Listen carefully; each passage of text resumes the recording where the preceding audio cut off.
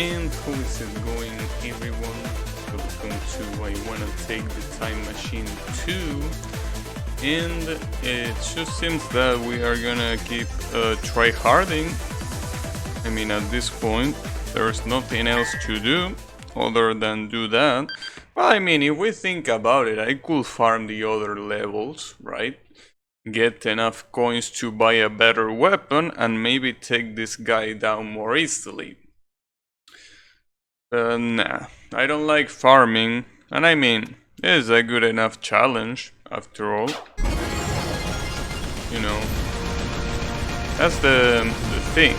Something that I've been thinking is, will this boss take more time to beat than Solgreen? I'm talking about the original Solgreen, of course, not the one in the previous time machine.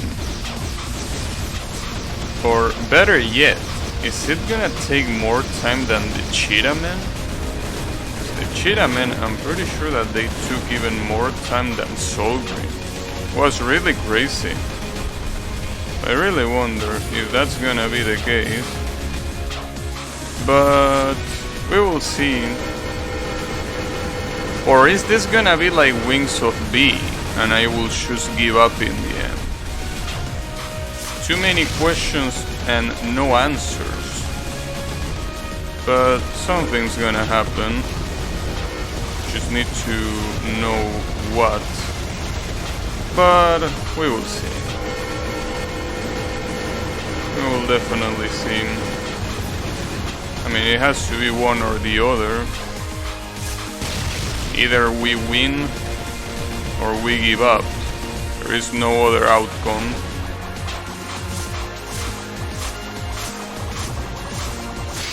Shit.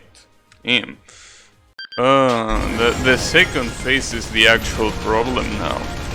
You know, the laser is still gonna be a problem, as you can see, but now it's all about learning the second phase attacks, and it's gonna take some time. I really wonder how people play this game. I mean, when I say how, I mean in which way. Like, do they farm? Do they, you know,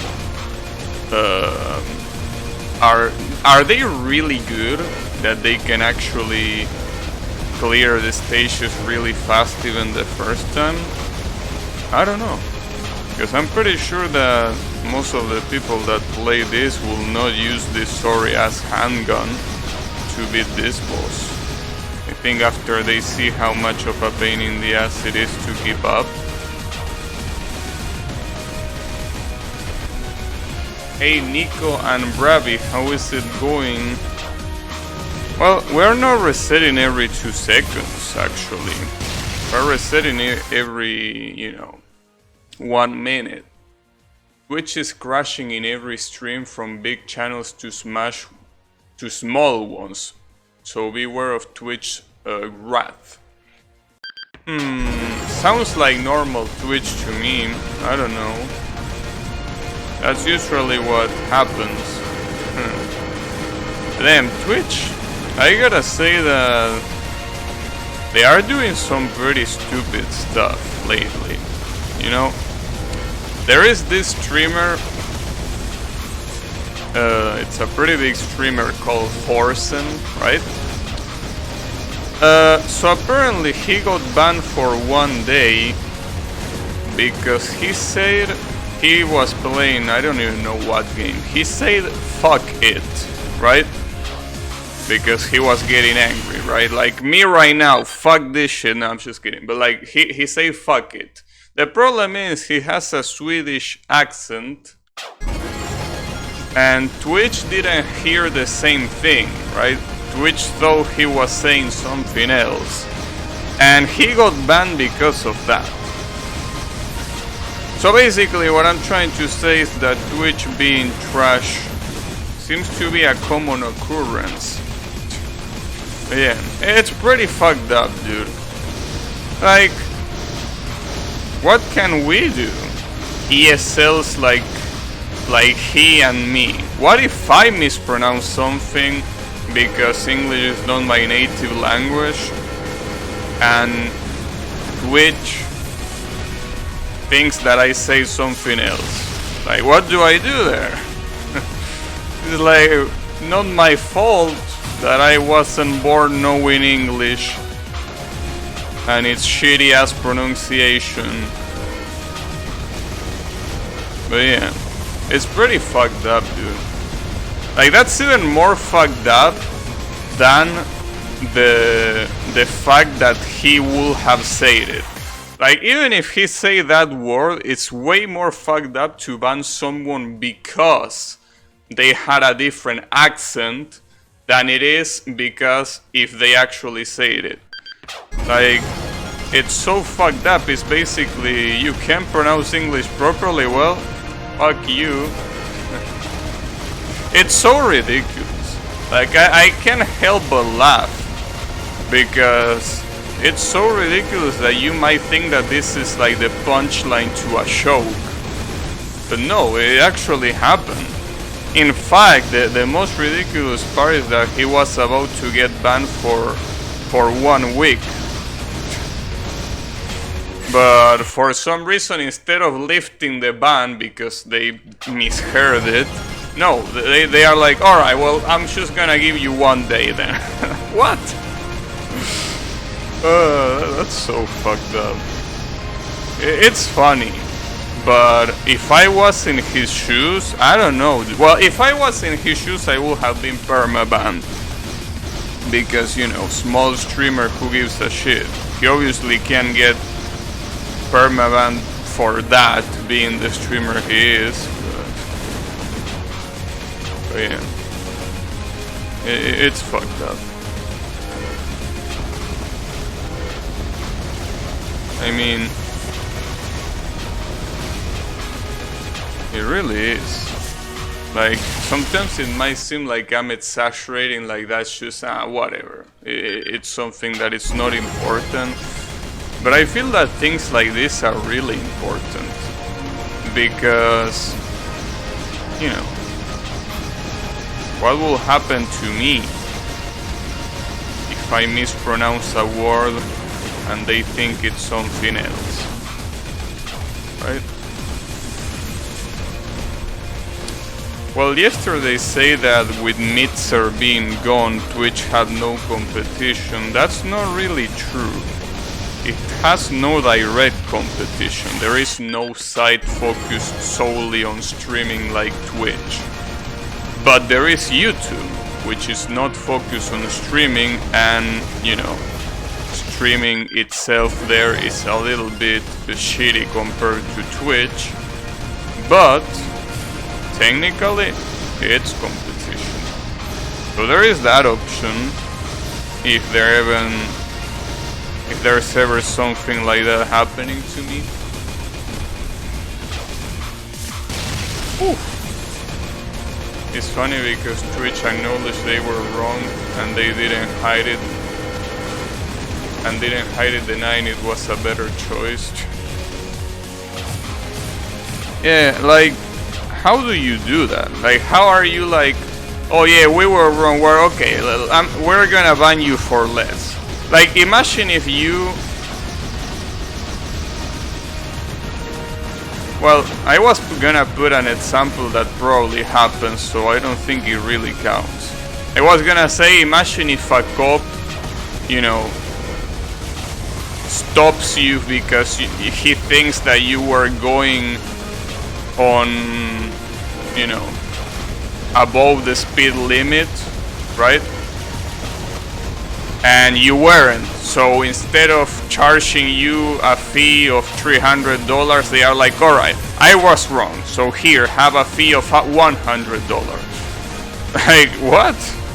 Though that probably happens, so it's a bad example because it probably happens in, you know, some place in the world. I mean, I don't drive, I don't know how to drive, and I don't want to know how to drive. But I don't know, seems like it might be pretty possible. Especially considering how shitty the cops are in many countries, including my own. So yeah, it could happen.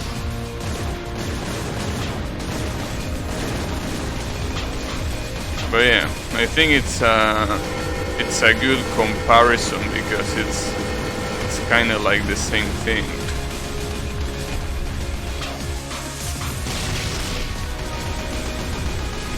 That reminds me when, you know, not so long ago, you know, there is this tennis tournament, right, called the US Open, right? And the best player in the world got disqualified because he accidentally hit one of the referees with a tennis ball. He didn't mean to, like he wanted to put the tennis ball away and he got disqualified. Just because, you know, he hit the referee in the throat, right? It's pretty fucked up because I think that, you know, the penalty for that is it really worth to disqualify the best player in the world just because he mistakenly hit someone? And then I think to myself, oh, that's right, it's the US Open. That's what makes sense. Like, we're not talking about any other country than the US, and that's when I thought, alright, well, this makes more sense now. But yeah, what the fuck, dude? But it's okay. I mean, it is what it is. Sometimes I feel that people, if he's the best in the world, it's hard to believe that he can do something like that without intention. Well, have you seen the video? You can clearly see that he has no intention of hitting someone. Like, you can see that he just tried to get rid of the ball. It's just that he got so unlucky that it landed on the throat of a referee. That's also pretty funny. What's the name of the guy? Djokovic. You know, the best player in the world. It's a little bit hard to write because, you know, it's a Serbian name. But, you know, you don't even need the name. You can just be like, best tennis player in the world gets disqualified. Google made the job. Yeah. It's so funny, like getting disqualified for that. I don't know, it really reminds me of this Forsen thing that I should say, like, completely, you know, unnecessary penalties for a non-offense, right? It's pretty funny. But you know, what can you do? Sometimes you really have to wonder if the people that sue these penalties, if they really think that what they are doing is doing less harm than good. Like, do they really think that? Because if they legitimately think that, I don't know what to think myself, right? Like, do you really think that penalizing the guy for that and disqualifying him from the tournament is doing less harm than good? Like, you really think that's the case? Because, you know, it will be really, really different if that was intentional. If that was intentional, it doesn't matter who you are, you did something that is wrong and you deserve to be punished. But when the intent is clearly not there, like, what are you doing? The judge really exaggerated? I don't think they exaggerated. It's just that, you know, some people, especially in the USA, are pretty out of shape. Obviously, a hit to the throat can leave anyone breathless, right? But I think here it will be a matter of why did you not react to it, if that's literally your job, right?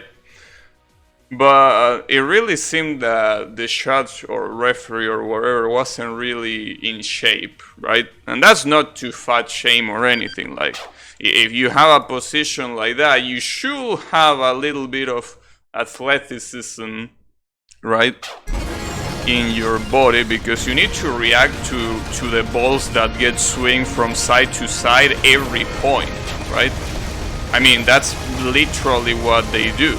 They are back there so they can see when a ball is out or when it's a good point, but while they do that, they have to dodge. So I think if they can see that coming, I don't know. I understand that it's unexpected because they weren't playing the game. Like, it was after a point, not during one. But I feel that at the very least you could have listened to the player hitting the ball, and at the very least, you know, seeing what happened and then doing something about it, like, I don't know, covering your face or something along those lines, but nope. But yeah, well, basically, with what you just saw, because of that, he got disqualified from the tournament. The best player in the world.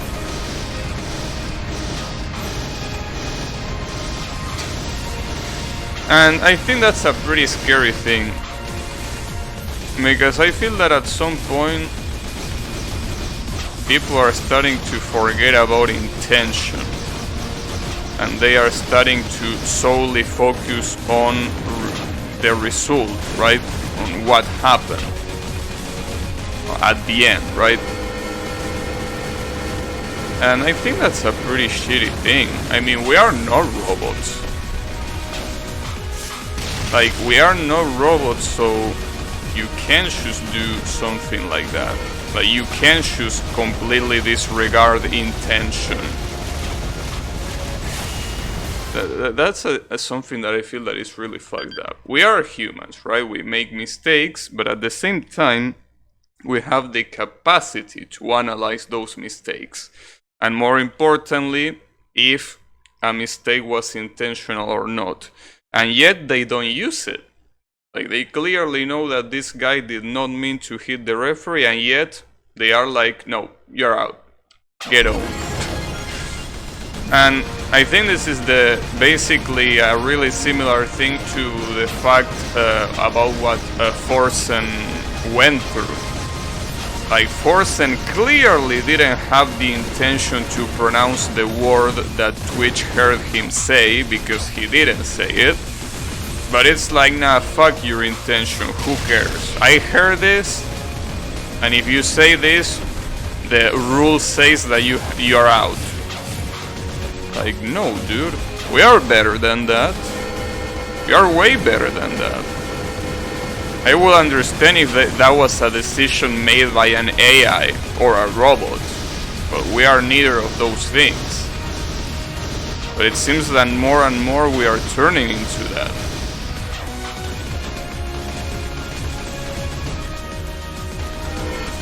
In Argentinian crime there is something called full plea crime. Wait, give me a second. Give me a second, because this is a good run. I mean, well, a good run that is gonna get fucked by the second phase, yes, but a good run nonetheless. Well, are we even gonna reach the second phase? Oh, yeah, we are. Well, if I don't die here, I don't think I am. No, I didn't. Okay, so we are gonna die on the second phase. Well, good to know. Wow, that was crazy. Uh-oh. Shit. Damn, I actually dodged that? I'm surprised. Positively. Actually dodged that pattern fully. Alright, well, here comes another one though. Oh. Nice. What else? Oh, this one. Is still a lot. Uh-oh. The machine is fuming. What, you have even more? Reverse controls?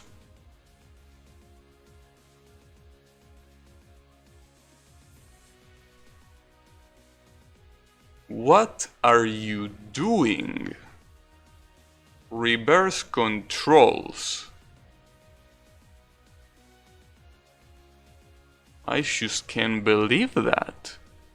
You are gonna go as far as to do that? Reverse my horizontal controls? Wow. Alright.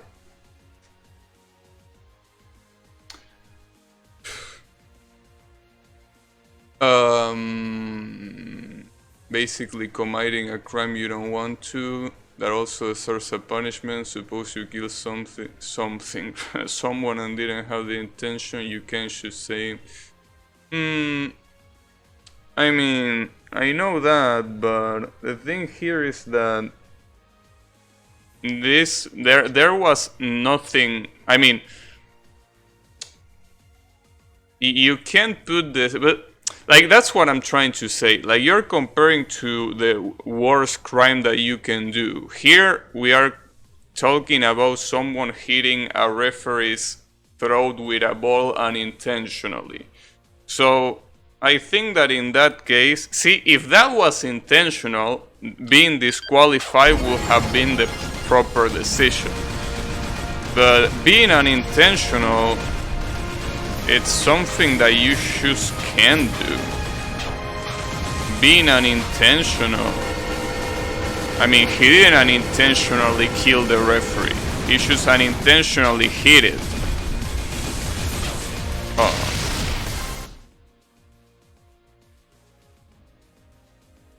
Argentinian criminal law, everything is almost the same. Yeah, but you know, Argentinian criminal law is not really that useful at all. I mean, it doesn't get applied when it has to, and it gets applied when it doesn't have to. So, I don't know. Law is pretty pointless if it's not applied, regardless of the contents of the law.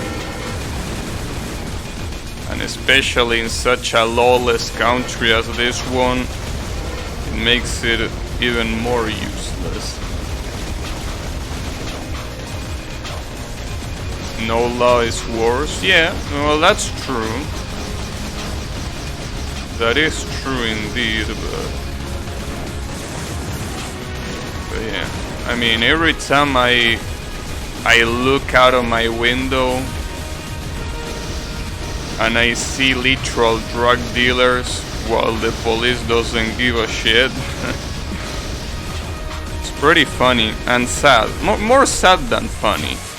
But I guess you have to find it funny, because otherwise you just want to, you know, just want to get out of here, right? But yeah. It's pretty funny. Like the other day, these guys, basically they were fighting on the street, like in the middle of the street where the cars pass, right? And they were still fighting even after the police was passing there. But the police did not give a shit. They just kept going. They are like, oh yeah, this is just the same idiots as every day. What? Those guys should be behind bars. They shouldn't be there in the street. What the fuck? Every time you look out your window, you can see crime in action. You have every example you want. They are all there. That's true. I have every example I want. It's pretty sad, but you know, it is what it is. But yeah, it was pretty funny. Like, you could see the police car clearly seeing what they were doing, and they just kept going like nothing was happening. Like, what? Like, I mean, I understand, you are corrupt, right? Like, the police here is corrupt, I understand that. And, you know, it's shitty, but okay, whatever. Now the problem is that these guys don't even try to hide it. Like, if I was a corrupt piece of shit, at least I will make an effort so people don't believe that I am that. These guys, they don't give a shit. They are like, oh yeah, we are the most corrupt piece of shit that exists. So, what are you gonna do? And to some point they are, you know, they are right in having no worries, because yeah, what are you gonna do? Call the police? But it's okay.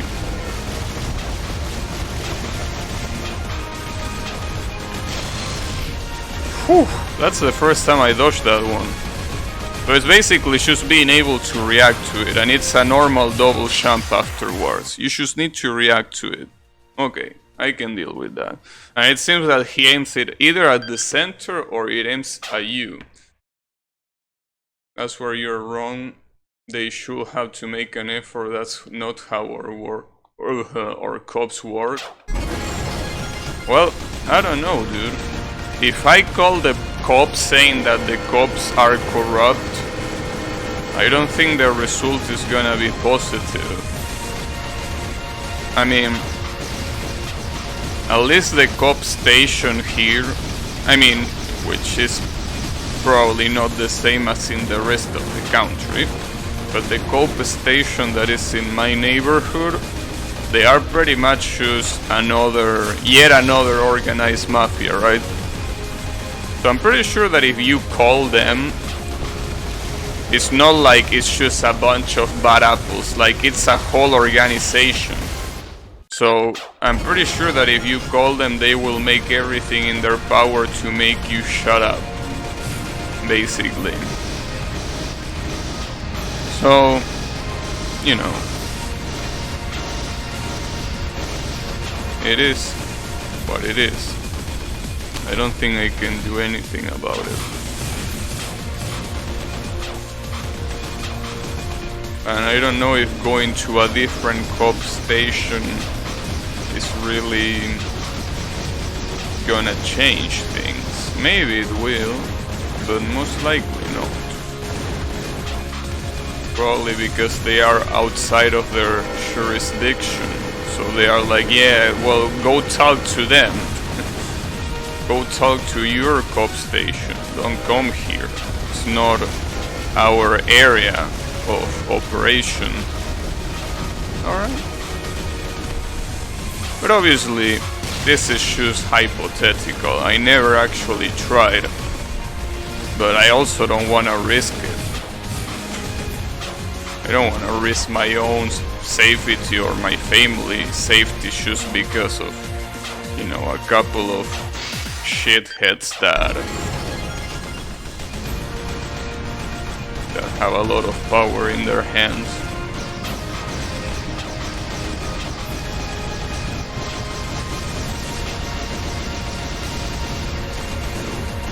But nah. I mean, thankfully I don't go out, so it doesn't really affect me yet. But seeing it really gets your blood boiling. Like, one wants to pretend that it's not there, but it's really hard to pretend when you see it every day.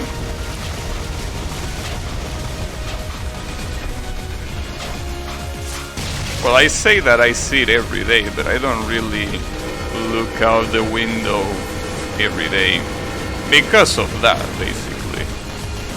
And if I had to look out the window every single day, it will be pretty depressive.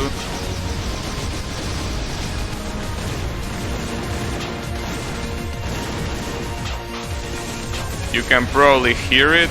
Yeah, sometimes I do. Sometimes I do hear it.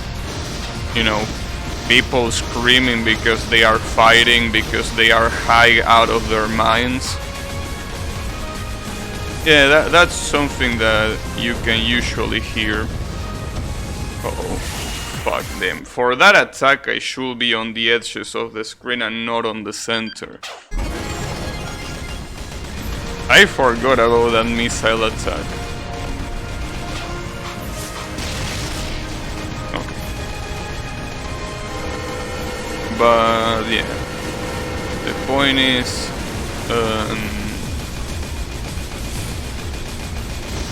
fuck everyone. That's the point. That's what everything boils down to. Anyways, taking that depressive stuff aside, I gotta say that I wasn't expecting a Solgrim tier boss in this game, because this is basically where the 62 points of difficulty come from, right? For those who don't know, though I'm pretty sure that most of you know, there is this site called Delicious Fruit, which is where you download every I Wanna Be The Guy fan game, right? And they have a voting based system that allows you to rank the fan games by difficulty and by how good they are, right? So by difficulty, this game is ranked as a 62. A 62 is a difficulty that is, you know, hard, but doable by people that are not absolute beasts, right? Like, for example, me, I did beat games that were qualified as 62 before, even a little bit higher too. Obviously, this is subjective, right? It doesn't mean that just because Delicious Fruit says it is the divine word or something like that.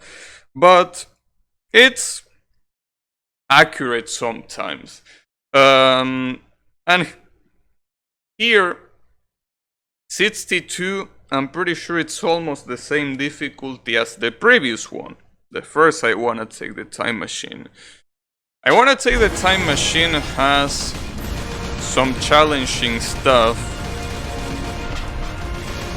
and most of that challenging stuff holds for, you know, quite a large portion of the game, right?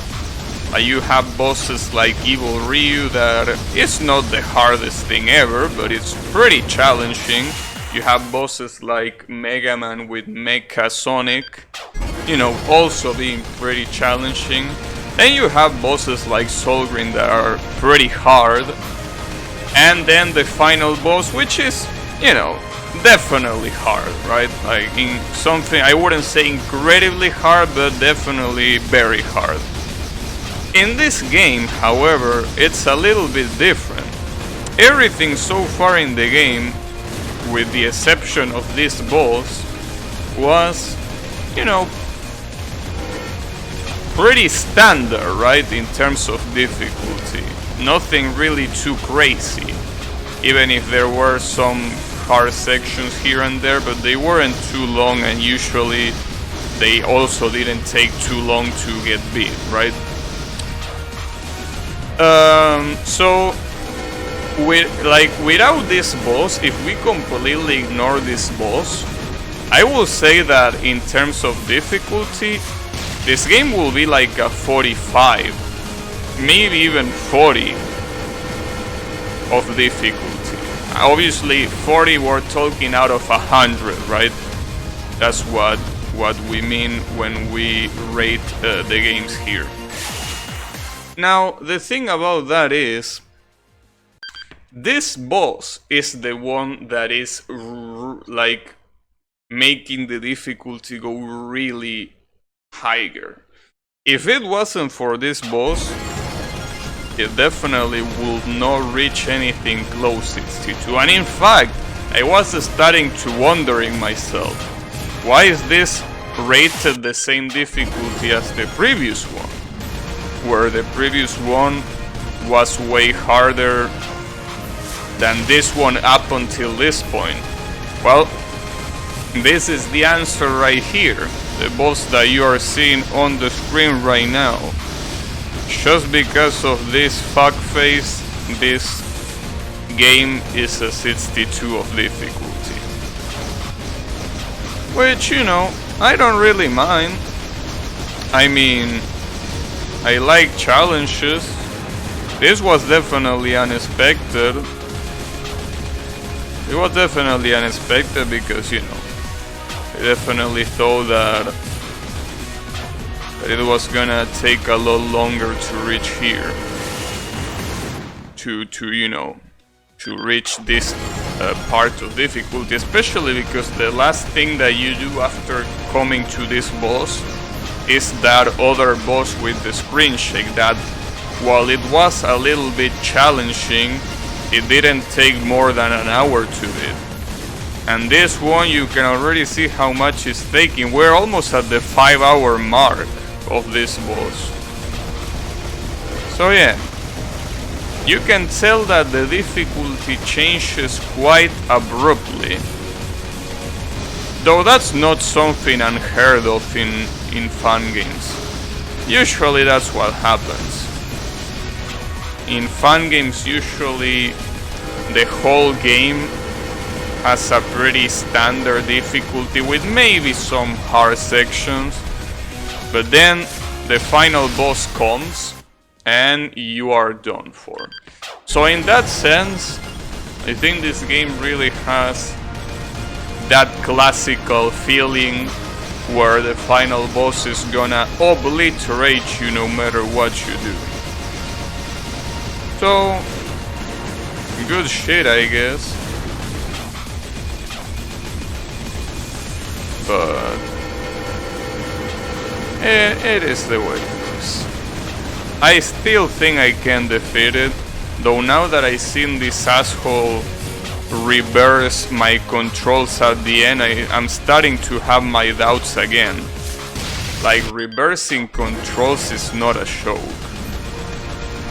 That's definitely gonna fuck me up a lot. And it really depends. It really depends on how long it stays for, right? Like, am I gonna get my controls reversed for the rest of the fight? Because if that's the case, if my controls get actually reversed for the rest of the fight, I don't think I can win. Well, I don't think I can win unless I use some sort of, you know, hotkey. But that will probably be considered cheating. Because you are basically, you know, completely going over an intended debuff, right? So I don't want to resort to that, but I really, if that reversing attack lasts for the rest of the fight, I really don't think I can win. Especially because all these attacks that you are seeing all have some muscle memory to it. You can't just expect me to dodge them when my controls are reversed. So that's why I feel that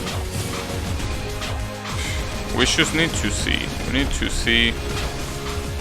A lot of things can happen, but we just need to go there again, which is pretty hard because going there again includes, you know,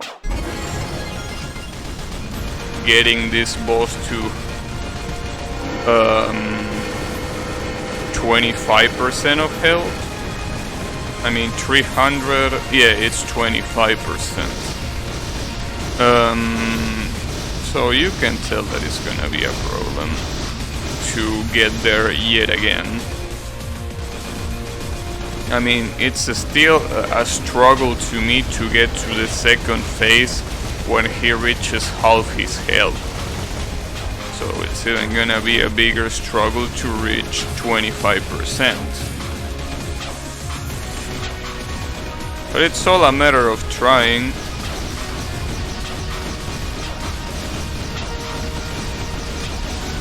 This is one of the bosses where I don't really think it's a matter of when. This is one of those bosses that I legitimately think that it might be a matter of if. I really can't guess if I'm gonna be able to beat this boss or not.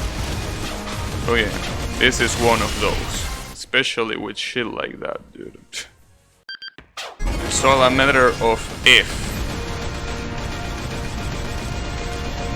I have faith that I will be able to do it, but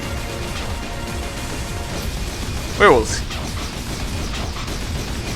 We will see.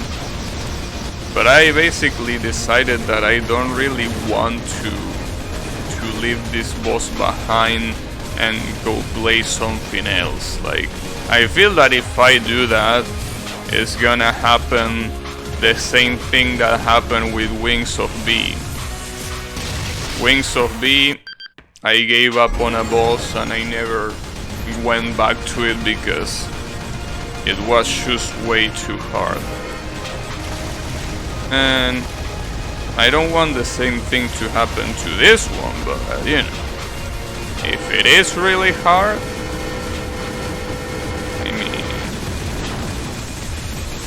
we will see.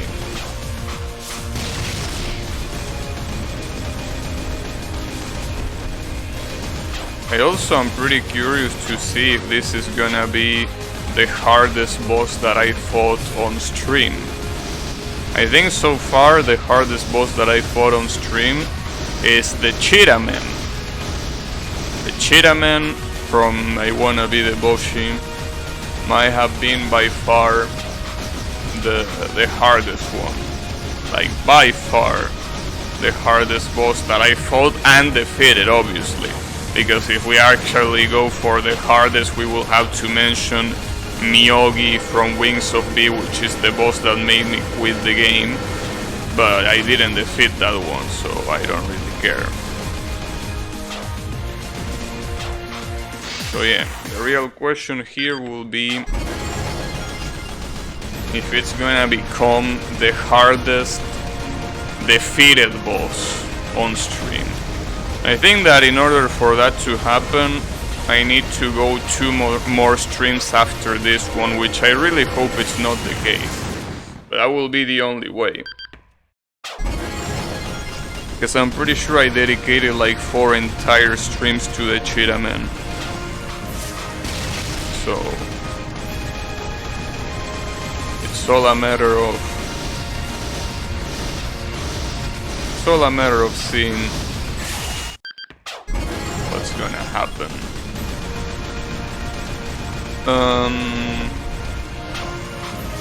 I really wonder, you know, I'm obviously gonna put fun games on hold, but I think that whenever I pick them up again, I'm obviously gonna go for an easy game, that's for sure. Like if I played a game like this one or harder, I just wouldn't be able to, you know.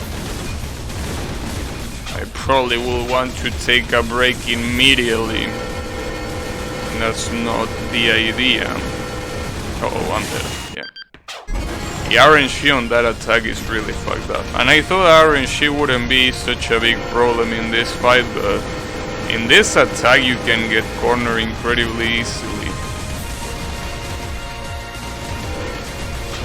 Because it's just a matter of, you know, it's just a matter of.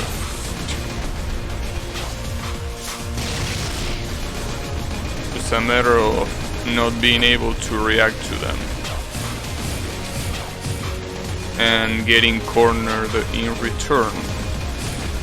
It might be a problem, but in the second phase there are other attacks that are way more dependent on RNG. Like that one with the balls that spawn on the bottom of the screen, which are absolutely random, and then that attack with the rotating circles coming from the sides, those are also RNG. Well, that attack where he shoots and you have to react to the shooting, it's also RNG. Well, the missiles are also RNG. Actually, wait, every single attack in his second phase might be RNG. Now that I think about it, right? I think literally every attack on the second phase, it's RNG. Jesus Christ, it's so hard to react to that. And I reacted to it, but it was either too late or no, I think it was too early. But damn, the timing on that is insanely fucked up.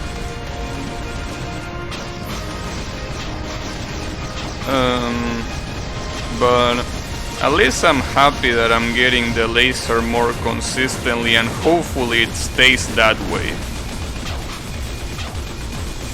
I mean, the whole point of doing something consistently is, well, that you can keep doing it. So it's useless if I can do it consistently for 20 minutes and then all of a sudden, oops, I just can't do it anymore, right? So yeah.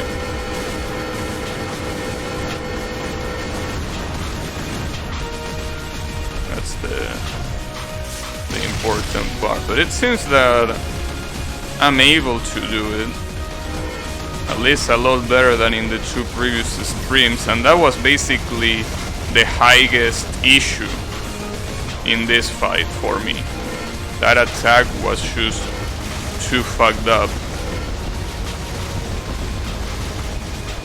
Okay. Oh, crouch, jump, and move. Oh, he did it twice. He shoot the bottom twice. I dodged it only once. Nice. That's also RNG.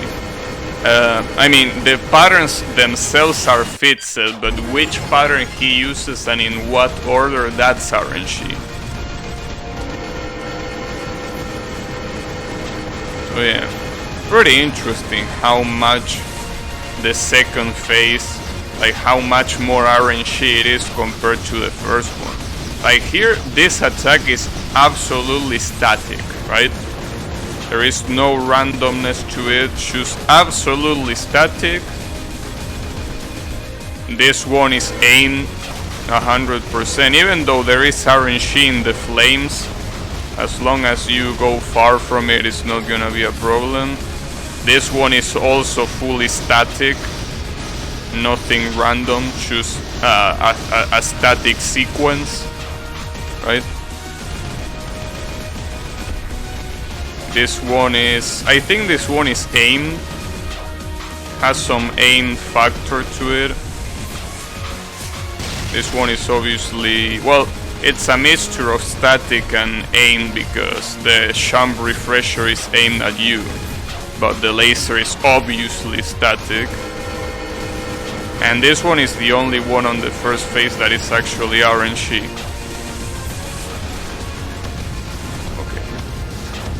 This one is fucked up because it is RNG, even though you can... like, it is still RNG, not because of the, I think, of the position where the rockets fall, but the position of the fire that spreads from them. I think that's what's RNG. But yeah, basically the second phase is fuck you, get some RNG. Pretty nice. Pretty cool. Yeah. And then that dreadful controls reverse at the end. That one, I just don't know. Just don't know what will or will not happen. But it's all a matter of knowing how much it lasts. If it only lasts for 1 or 2 attacks, it's definitely doable. If it lasts for the rest of the fight, I'm sorry, but I don't think I can do that. But something tells me that it's gonna be the later, that it's gonna last for the rest of the fight. And if that happens, dude, I don't know what to do. If that happens, I think that if that happens, that's actually a good pretest for giving up. Because dodging patterns that I cannot dodge 100% with reverse controls doesn't seem like something possible to do.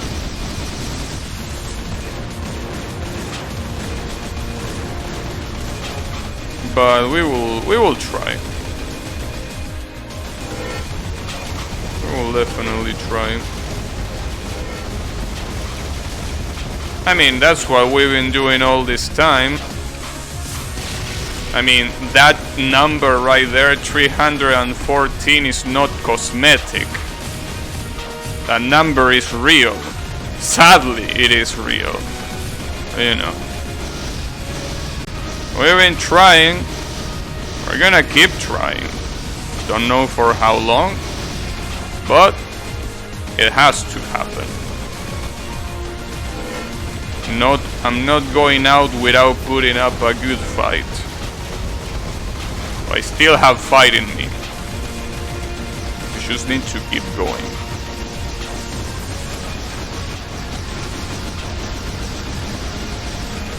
Pretty interesting that you can shoot diagonally. That's pretty cool.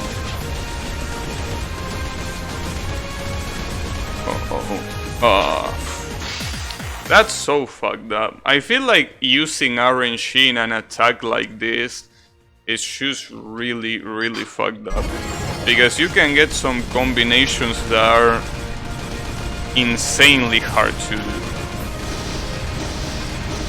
Like, just insanely hard to do. Maybe what I should do, I think I have a good idea. What I should do during the second phase, instead of waiting for the attacks in the center, I should be waiting for the attacks on the edges of the screen. Because I'm pretty sure that all of the attacks that he does are way more dangerous if you wait at the center. Obviously that one with the rotating circles, I wouldn't stay literally at the edge, I will stay close to it so I can dodge from one side before getting sandwiched by the two sides. But yeah, that's what it will happen.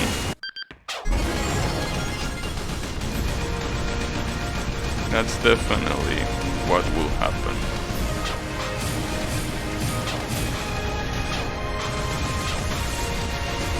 I wonder how much it will change for this fight if there was a continuous shoot button like in the previous game. In the previous game you didn't need to worry about spamming the shoot button. You could just press it, and if you keep it pressed, you know, you can just do whatever you want. You will just keep shooting with no repercussions. I really hate when I pick the refresher accidentally, and that's sometimes because I do it way too late. I shouldn't be doing it that late. I mean, it's not like I can help it. The timing on that specific attack is just really fucked up. Really, really strict. Insanely strict. It would be pretty funny if there was a better strategy than the one I've been using all this time, and I've basically been wasting huge amount of times trying to dodge that attack unconventionally. Which might be the case. It could be the case. You never know.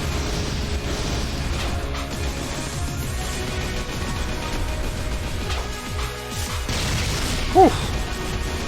You can especially tell that that might not be the intended way because of how close it is every time. I mean, Obviously that's the reason why I die a lot of the times. It's so close that sometimes I just get hit, but I don't know, dude. Maybe it's not the intended way and I'm doing it all wrong. That's the problem with that one. I can double jump for when that happens. When he does a bottom attack followed by another bottom attack. I need to jump normally and then maybe either land on the ground and do a delayed double jump. That's what has to happen.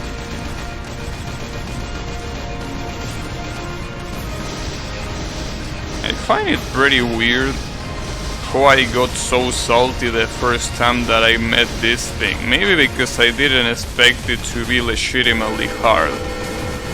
And I was here with the expectation that this will be, you know, a quite easy final boss fight. I mean, now that I understand what I'm fighting against, maybe that's why I don't get that salty. I think it's all a matter of expectations. Like, for example, when I was fighting Solgreen in I Wanna Be the Boshi, people told me, like, be careful, this boss is really hard. So I already went with the mindset that I will be stuck there for a while, but I think I was not expecting the same thing from this guy. So, you know. Now that I know what to expect, I think it's a different story. It might be a different story.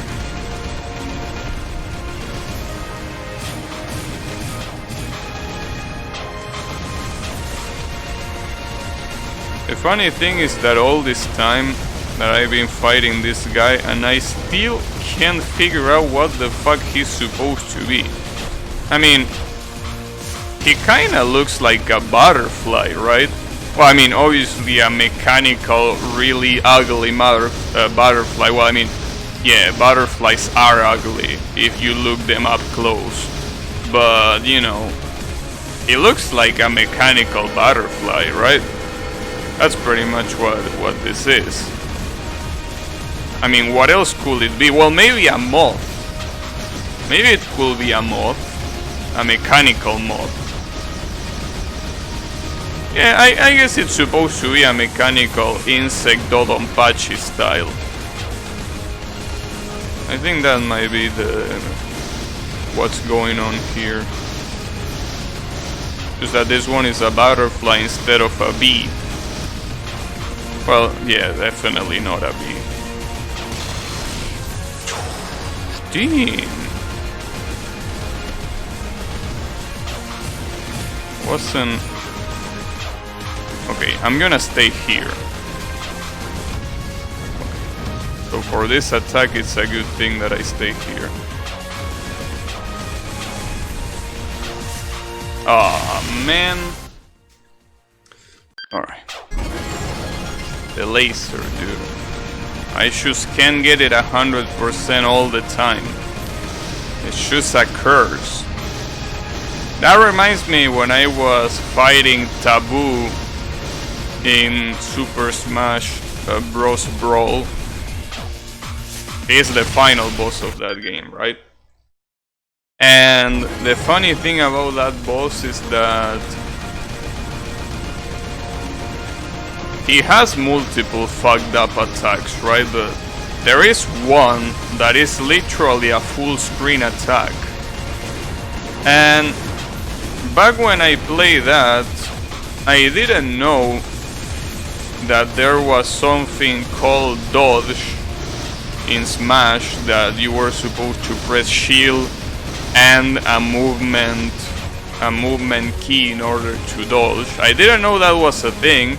So every time that came, I'm like, well, what do you want me to do? Do I just get hit by it and hold the L? Well, no, you are supposed to dodge. But the funny thing is that even when you know that you're supposed to dodge, you have to dodge 3 times in a row in a pretty fast fashion.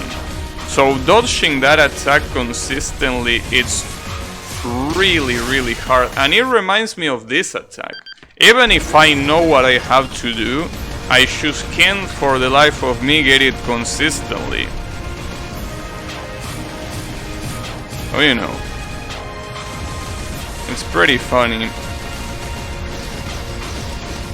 Pretty funny because of it. This is like a Taboo, but way harder. Because at least Taboo, you know, that's pretty much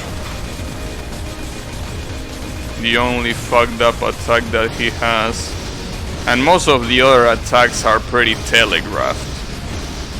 But this guy, with the insta-gives that he has and all the memorization bullshit, is definitely a whole different story. I wonder if there is an I Wanna Be The Guy fan game that features Taboo as a boss. I mean, considering the amount of Smash references, you will expect that, but at the same time you have to think about it. Taboo is a model, not a sprite, and I'm pretty sure that it's way harder to steal it. So maybe they wouldn't use it because of that. And obviously they are not gonna create a custom made sprite. It will be cool to see Taboo as a boss. I mean, I'm pretty sure you could put the exact same attacks that he has. Well, maybe with slight modifications so it fits the gameplay of this game, but it could be pretty tough to beat for a game like this one. I mean, especially because differently from Smash, you can just jump all over the place and move really fast like in that game. Just put some fan art of Taboo as a sprite. Well, that's usually what they do. They don't give a shit, most of the creators, and they just put a still image of a boss. Well, of a boss or whatever, and they just call it a boss, right? Well, like, I mean, Miku is the best example. It's definitely the best example there. Also, yeah, how is it going, Clone Cat? What happened to not playing this game again? Yeah, I also wonder what happened to that. But, you know, as I say, I wasn't really sure if I was not gonna play this game again. I mean, if I'm sure of something, I let you know that I'm sure. But I wasn't sure about this, so I said I might not play this game again, but I don't know. So yeah, that's basically what happened. I almost don't play it yesterday. Yesterday, instead of playing this game, I almost streamed Horizon Chase Turbo, especially because yesterday I had a pretty shitty day at shop, right? So I was like, I don't want to get even more salty than this. But then I was like, whatever, dude. Why would I get salty at this literal subhuman boss? So yeah, you know. I mean, after all, as I also said, I already did Soul Green, I already did the Cheetah Man, I already did almost all of the Wings of B bosses, a special emphasis in almost, right? So it's just a matter of time, you know. I don't know why I got so salty the first day that I encountered this shithead right here. That's something that I still don't quite get. But, you know, I think the point here is that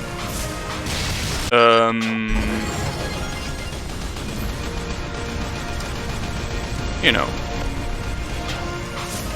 I should treat this just like as any other fun game boss that is also just as hard as this. You know, it's the way it has to be.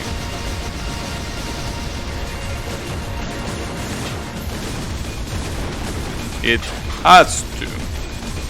I'm gonna try different strategies for the laser, even if they don't work as I just wanna know if what I'm doing is wrong or not. There might be a better strategy, and if there is a better strategy, I'm just wasting my time using my unoptimal one. So basically, my unoptimal strategy for the laser is waiting a little bit to do the first jump, and then when I do it, do a second jump to the side just so I don't hit the jump refresher, and then go to the jump refresher. But that's the thing, if I jump too early with a double jump, the idea is that the jump refresher spawns right above you. So if you do that, it's not gonna work, because you're gonna be at the highest of your jump height and you won't reach the refresher. But maybe there is a timing where I can do a vertical double jump and the refresher will spawn right where I am ascending in that double jump. If that happens, I might be able to dodge the laser and doing something that is not as hard as what I've been doing, right? But no, as you can see, I think that it's just really hard if I do a vertical jump. I feel that the strategy should be the one that I've been using, basically jumping to the right and then, you know, taking the refresher. That works. I mean, well, I should correct myself. Yes, obviously it works, but the point is, it's the only strategy that has worked so far. There might be a better one, yeah, maybe there might be a better one, but I don't want to check a speed run. That's not my style. Like, when I don't know what to do in a game, I don't like looking up guides or people that have played it. I want to figure it out myself. So this is the strategy that I came up with myself. If this is not the right one, well, whatever. But I don't want to use another strategy just by watching someone else do it. It hurts my pride. It hurts my fragile ego, whatever. How do you pronounce that word? Ego? Or is it ego or is it ego? I think it's ego, right? In English? I think it is ego. Huh. Well, you never know. Yeah, I think it is, right? It's one of those words that it's just impossible to guess unless you already knew it before. Ego or ego. It doesn't help that in Spanish it is ego. Literally, that's how you say it in Spanish. It's the same word. I don't know. Sometimes in English you pronounce that vowel as an E, or some other times you do it as an E.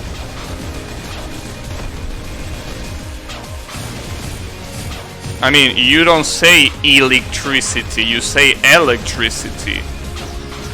So I don't know if the same thing applies to this word. Ego or ego. Yeah, I should check it up on the dictionary. See, that's one of the things that I don't mind looking up on the internet, right?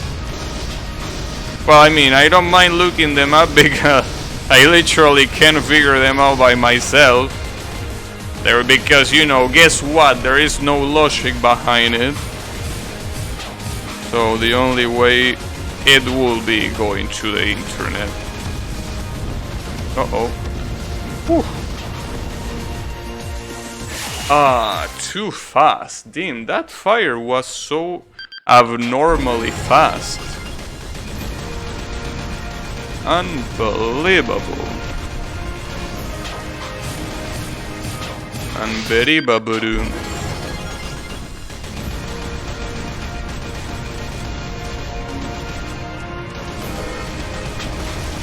electricity.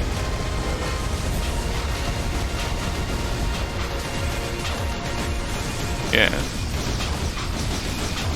Yeah, I don't know. I have a feeling that it's pronounced ego, but I will never know. It's really hard to guess with English. Ego or ego. I'm surprised that Yami hasn't jumped in to say shrug. What, you thought I was gonna say jump in to correct me? Nah, he doesn't do that anymore. No, don't what me. I was talking about ego, the word. Is it pronounced ego or ego? I'm way too lazy for that shit. Never change, Yami. How is it going?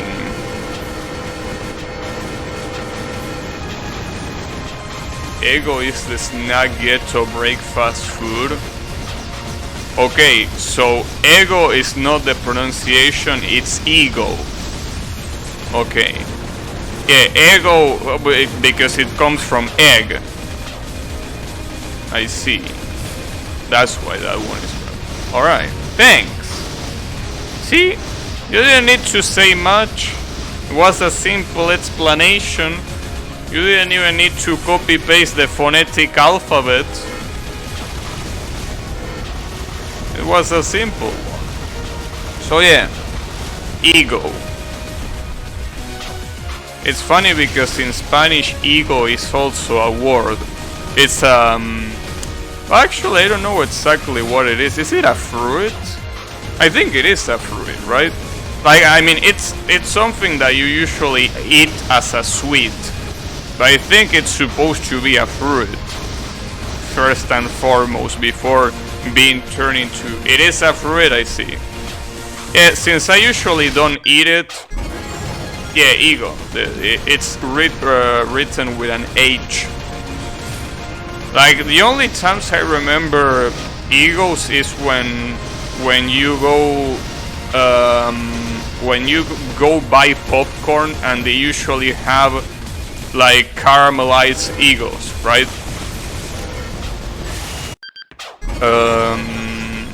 But I never eaten one raw.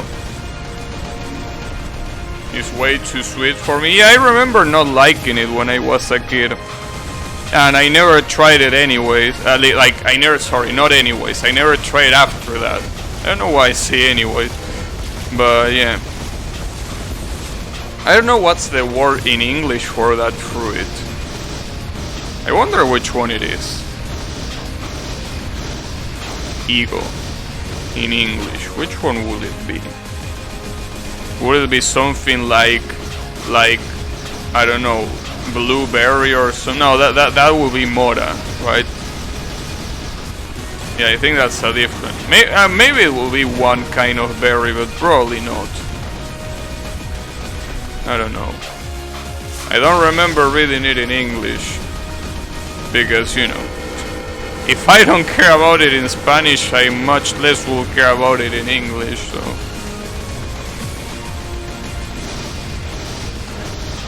Yeah, I remember it being sweet.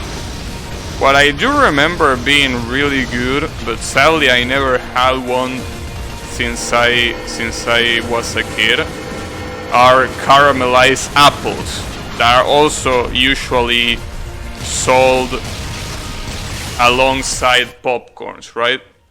Usually I remember when I, you know, at the exit of our school, like when school was over for the day and you went out the street, there was a guy with a popcorn stand. He basically was selling popcorns, like he was doing them in the moment. He was selling egos in a stick, right, caramelized, and he was also selling apples with popcorn in it because they stuck to it with the caramel, and obviously sugar cotton as well. It was really good. Like, that guy was a winner.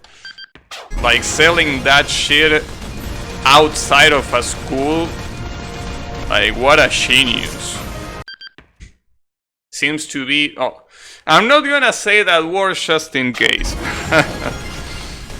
I was saying earlier that the streamer Forsen got banned for saying a word that resembled another one. Even though it wasn't that word. It was just because of his Swedish accent, right? It seemed like it was another word. So, just in case, I will try to not pronounce that word that you just write in chat. Just in case. I don't want to get into trouble.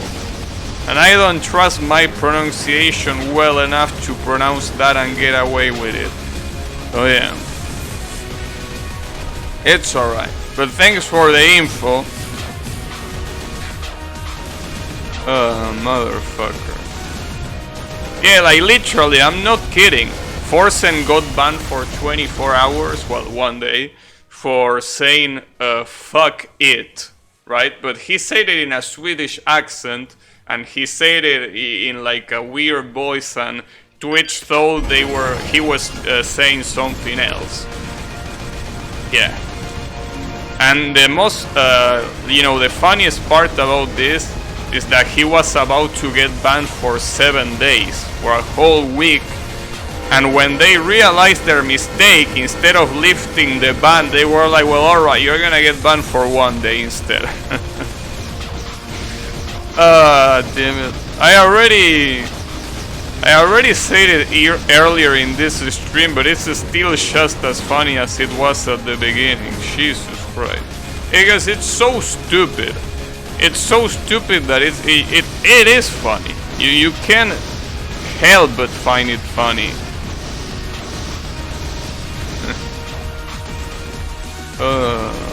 Motherfuckers. Yeah, I know. It's also facepalm material. I also agree with that.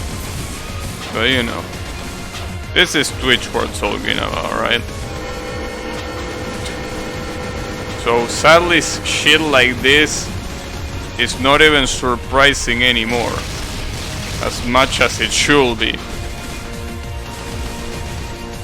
So yeah, it is what it is. But you know,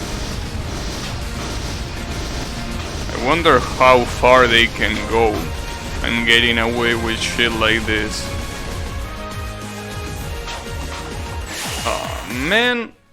Those refreshers are so fucking high.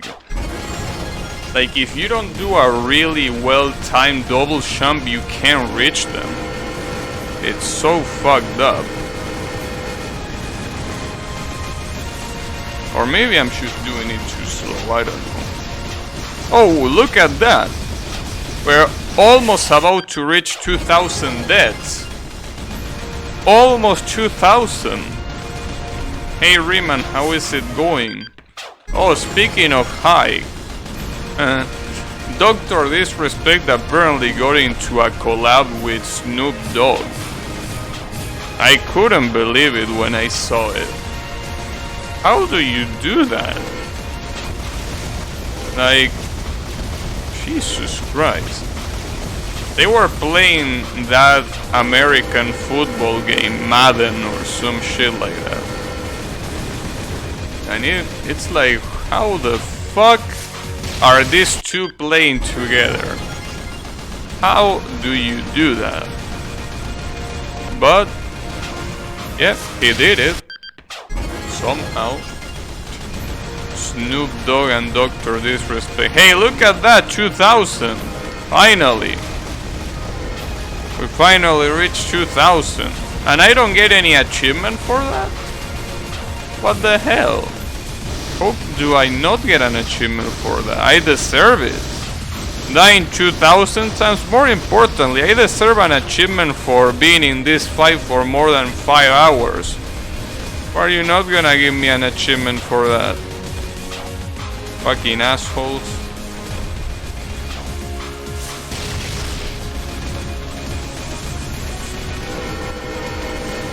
I have a feeling though that if I actually went to the trophy room maybe they would have given me coins for those achievements, and maybe I could have bought a better weapon. But I truly don't know. Like,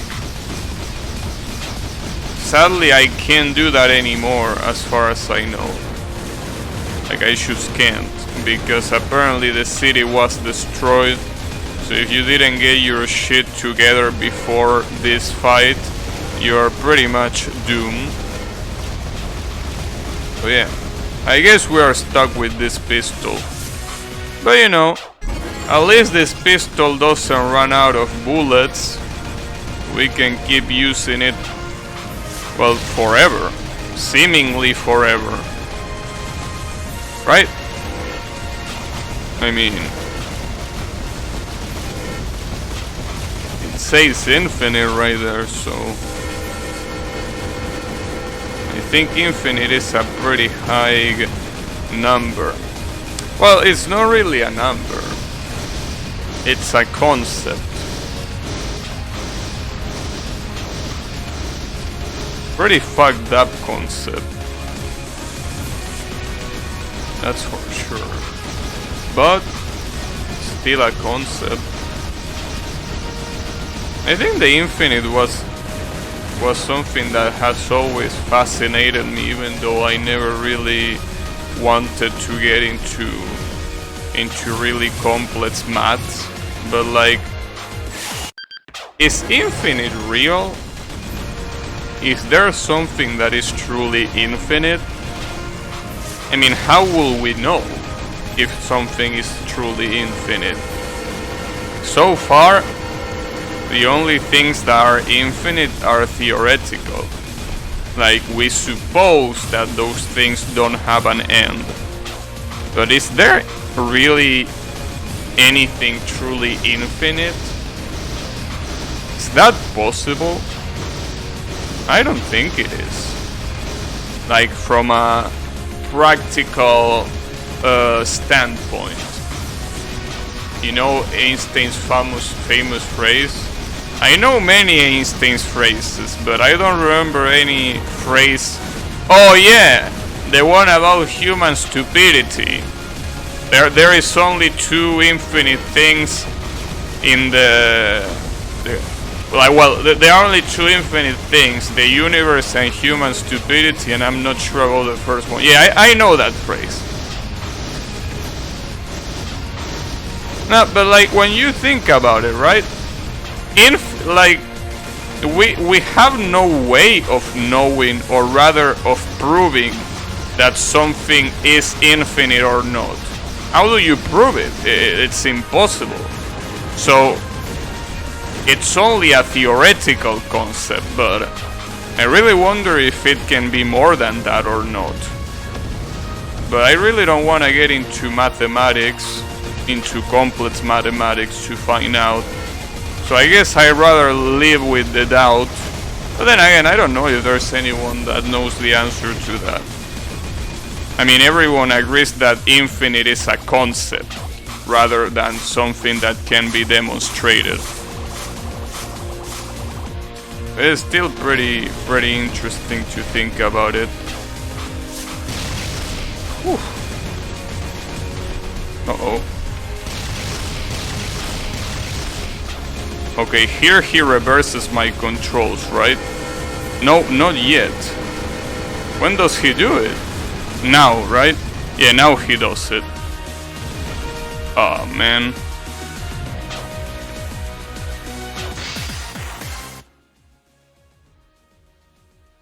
Damn, reversing my controls like that.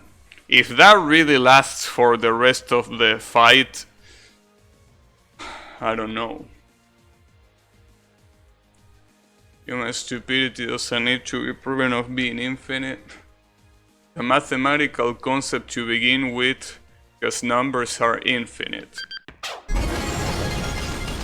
Right, but that's the thing, right? The numbers being infinite, like, I don't know, I guess it's a really complex concept, because, I mean, when you think about it, obviously thinking that there is not an end to numbers makes sense, because you can just keep adding additional digits to a number technically infinitely. But is there really such a thing? Is it possible for a number to grow infinitely? Like, who will be there to even count until the end? But I think that's the whole point of infinity, that it's impossible for infinity to be practical, so it has to be strictly a theory and not something that can be, you know, practically demonstrated, right? It can be demonstrated with mathematical concepts, but I mean demonstrated in real life, right? Outside of papers. I don't think that's possible, right? I mean, it shouldn't.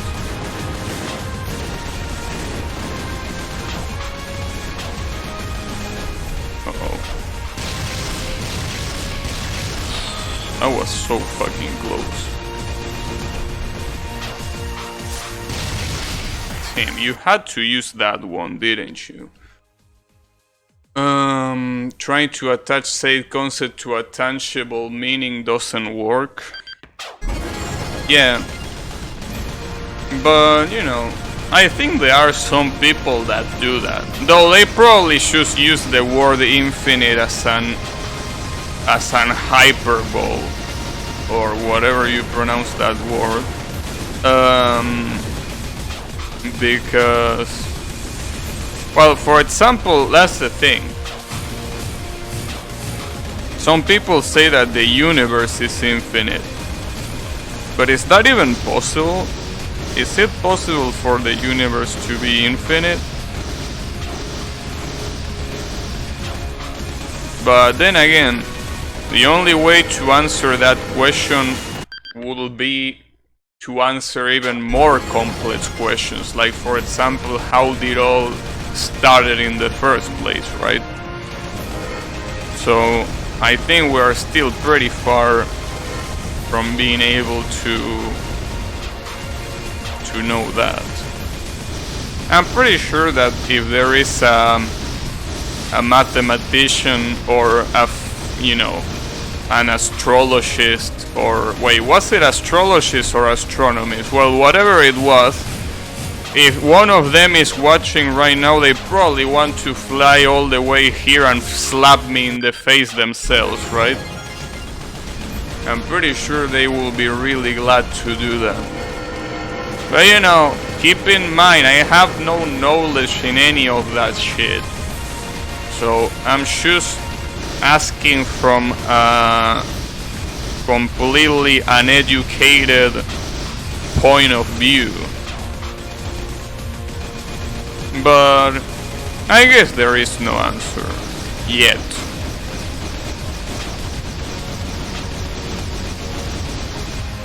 But I think the truly exciting thing to think about is, like, you know, will that even happen at some point? Will it even happen at some point that we humans will be able to prove that the universe is or is not infinite? Is that even possible to prove for us humans?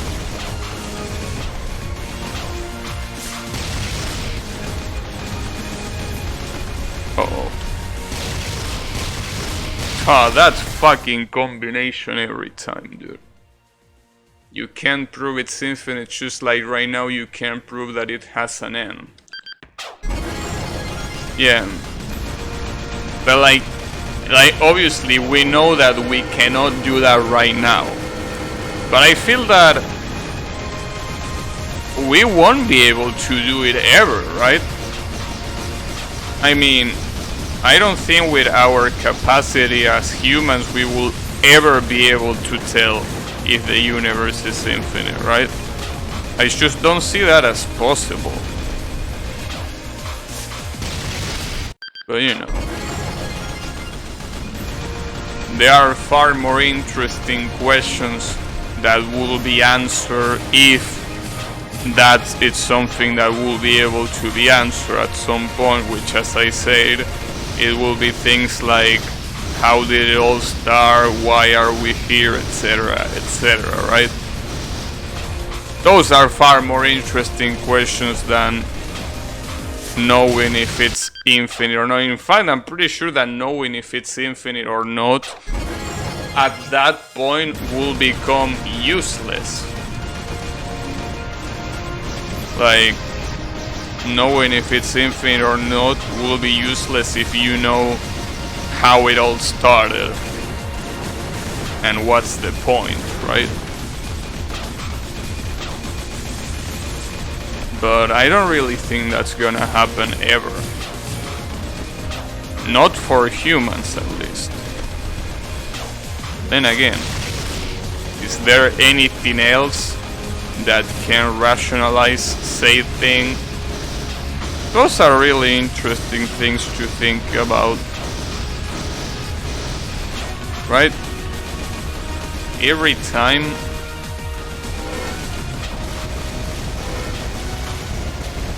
you try to think about the origin of the world, it's really fucked up to think about it, right? Because shit, I don't know, dude. I mean, what I'm gonna say is gonna sound pretty cheesy or pretty stupid, but like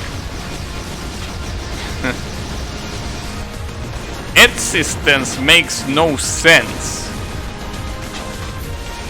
Because for something to exist, something had to create it. But who created the one that created, right? At some point, you know, where do you stop? I don't know. It's interesting things to think about. I mean, that's pretty much the reason why religion is a thing. With something that is so almost impossible hard to explain, you need an easy explanation. Because otherwise it's pretty easy to go insane without having an explanation that is easy and gives you a relief that there is an answer, right?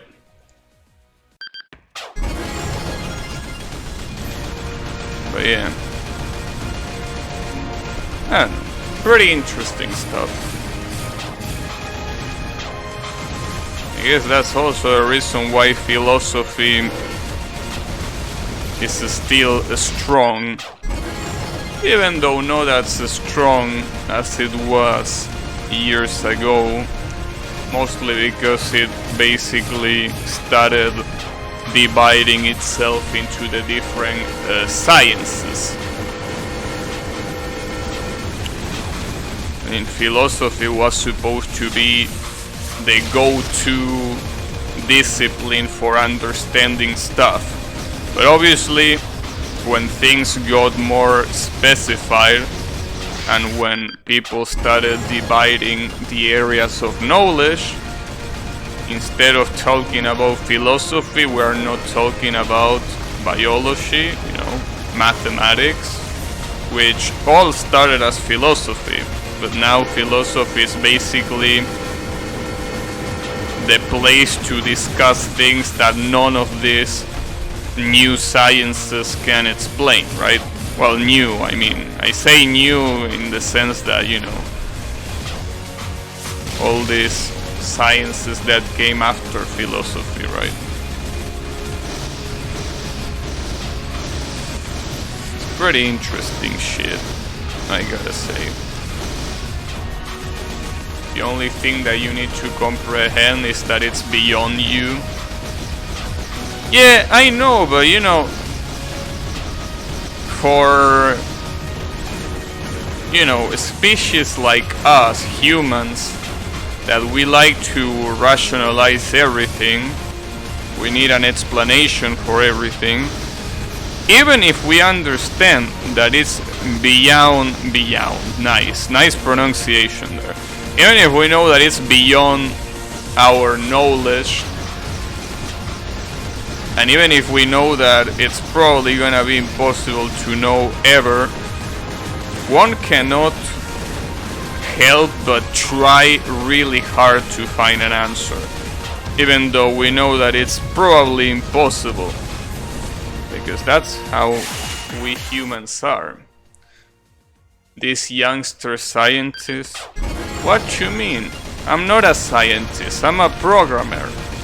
Oh, by the way, apparently today is Programmer's Day. So yeah, I guess happy Programmer's Day to Yami and to me. You know, yeah, my new treasure? What did I do? Damn, this fucker keeps giving me treasures. Is it because I wish him a happy Programmer's Day? Damn, I got, well, maybe I got the happy Programmer's Day achievement. Nice. Thanks.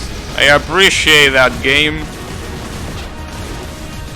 But yeah, you know, it's a pretty nerdy thing.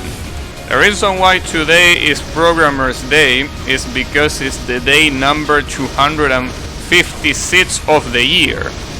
And as some of you might know, that's the capacity that a byte has. A byte can store a total of 256 values, because it basically, obviously, bytes store bits that are binary digits, and a byte specifically can only store 8 bits.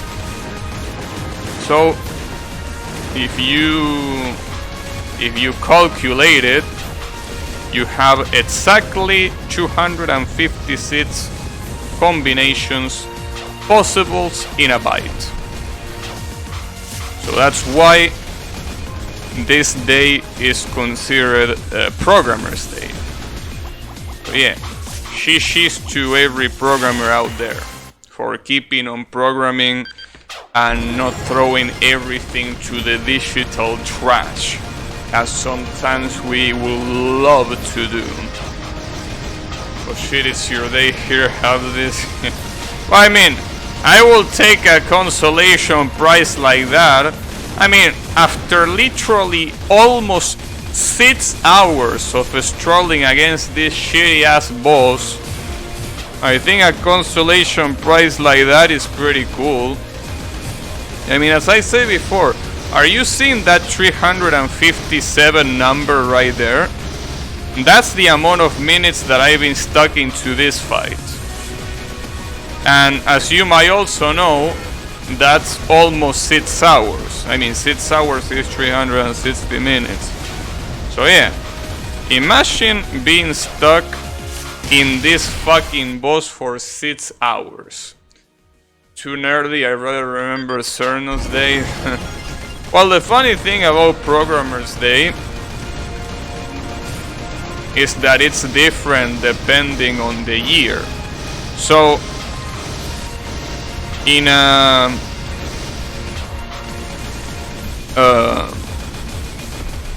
whatever they will call, you know, those years that have 29 days on February. I don't remember how you say that in English.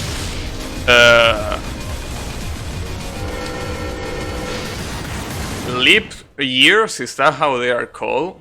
Leap years or something like that. Well, whatever they are called, on a leap year you have the 12th of September as Programmer's Day. In a non-leap year you will have the 11th of September as Programmer's Day. That's pretty cool.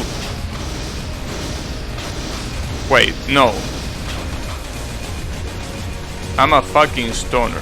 No, the contrary. It will be the 13th of the 30th of September in a non-leap year. Yeah, my bad. Sorry, I'm a programmer, not a... I'm not good at maths. I'm good at computers. Well, only if we don't talk about the hardware. Only the software part.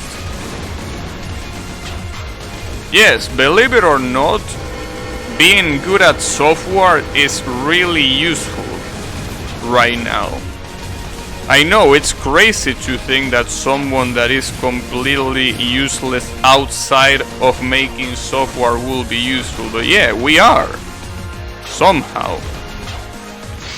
We definitely are. Yeah, I said hardware. Funnily enough, knowing about software might give you a better chance at getting a job than knowing about hardware. Considering that a lot of people are hiring programmers, but not that many people are hiring, you know, hardware experts. Mostly because the only companies that will be benefit by that will be, you know, well, the hardware companies, obviously.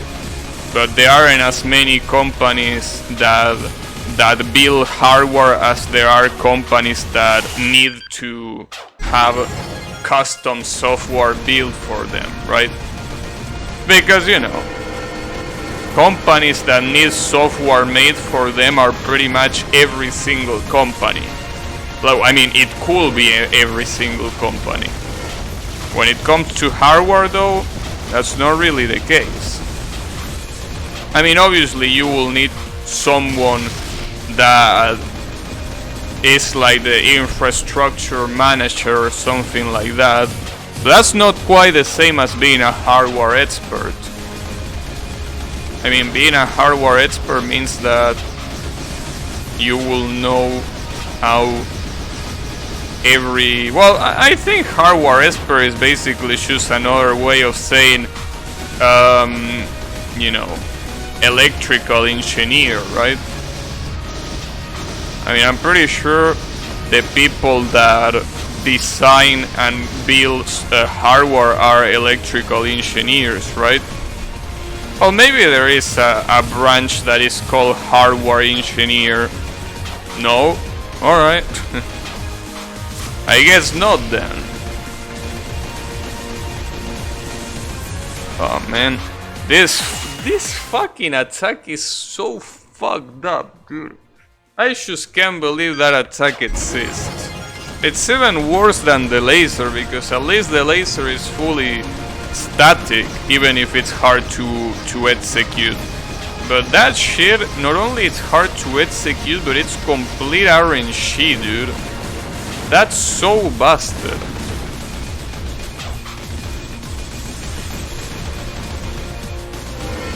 I have hardware knowledge. No, but that's the thing.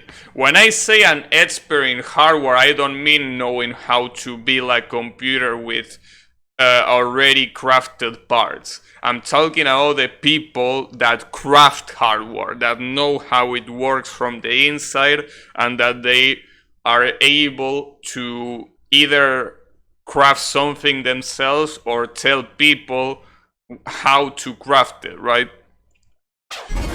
I'm pretty sure those are electrical engineers, the ones that actually can, or at least have the knowledge to craft hardware. I mean, after all, hardware is just a bunch of integrated circuits. They just happen to be so damn complex that they allow you to, well, do what you are doing right now, like for example watching a stream. These integrated circuits are so damn powerful that they can do that without issue.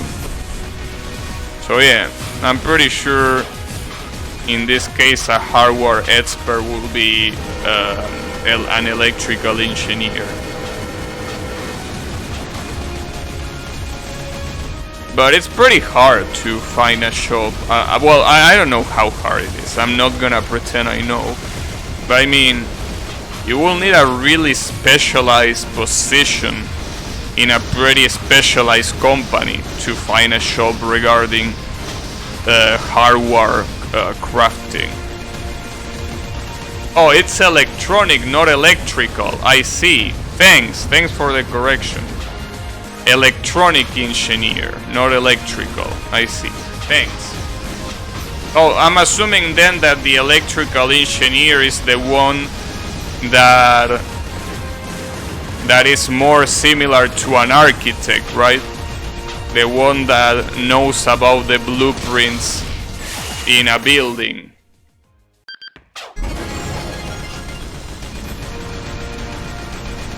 Well, I don't know if they are different in Spanish. I mean, there are different words for those two things, but I don't remember hearing. Well, maybe there is, I don't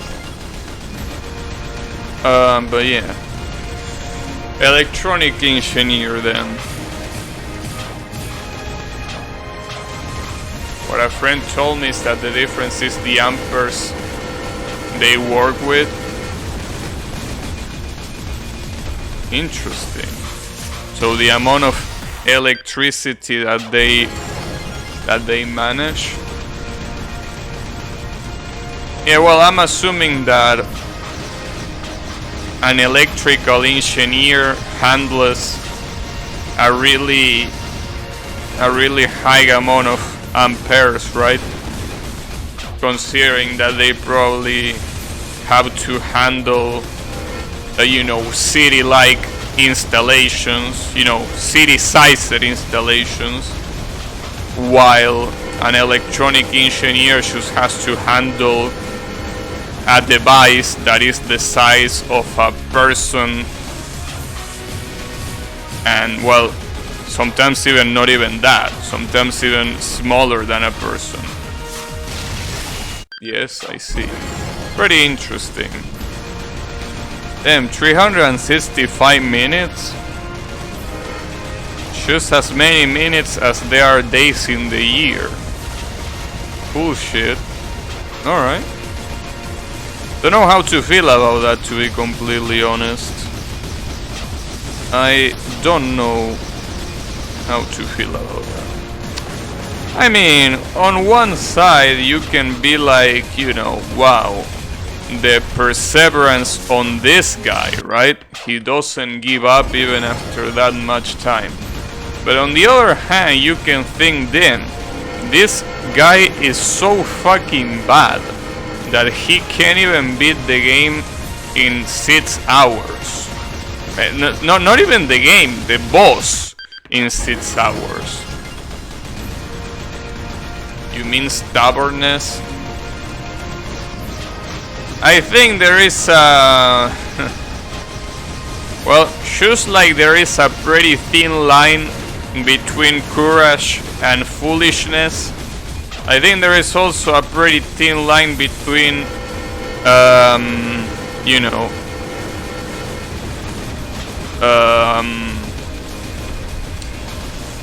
what was the word that I'm looking for?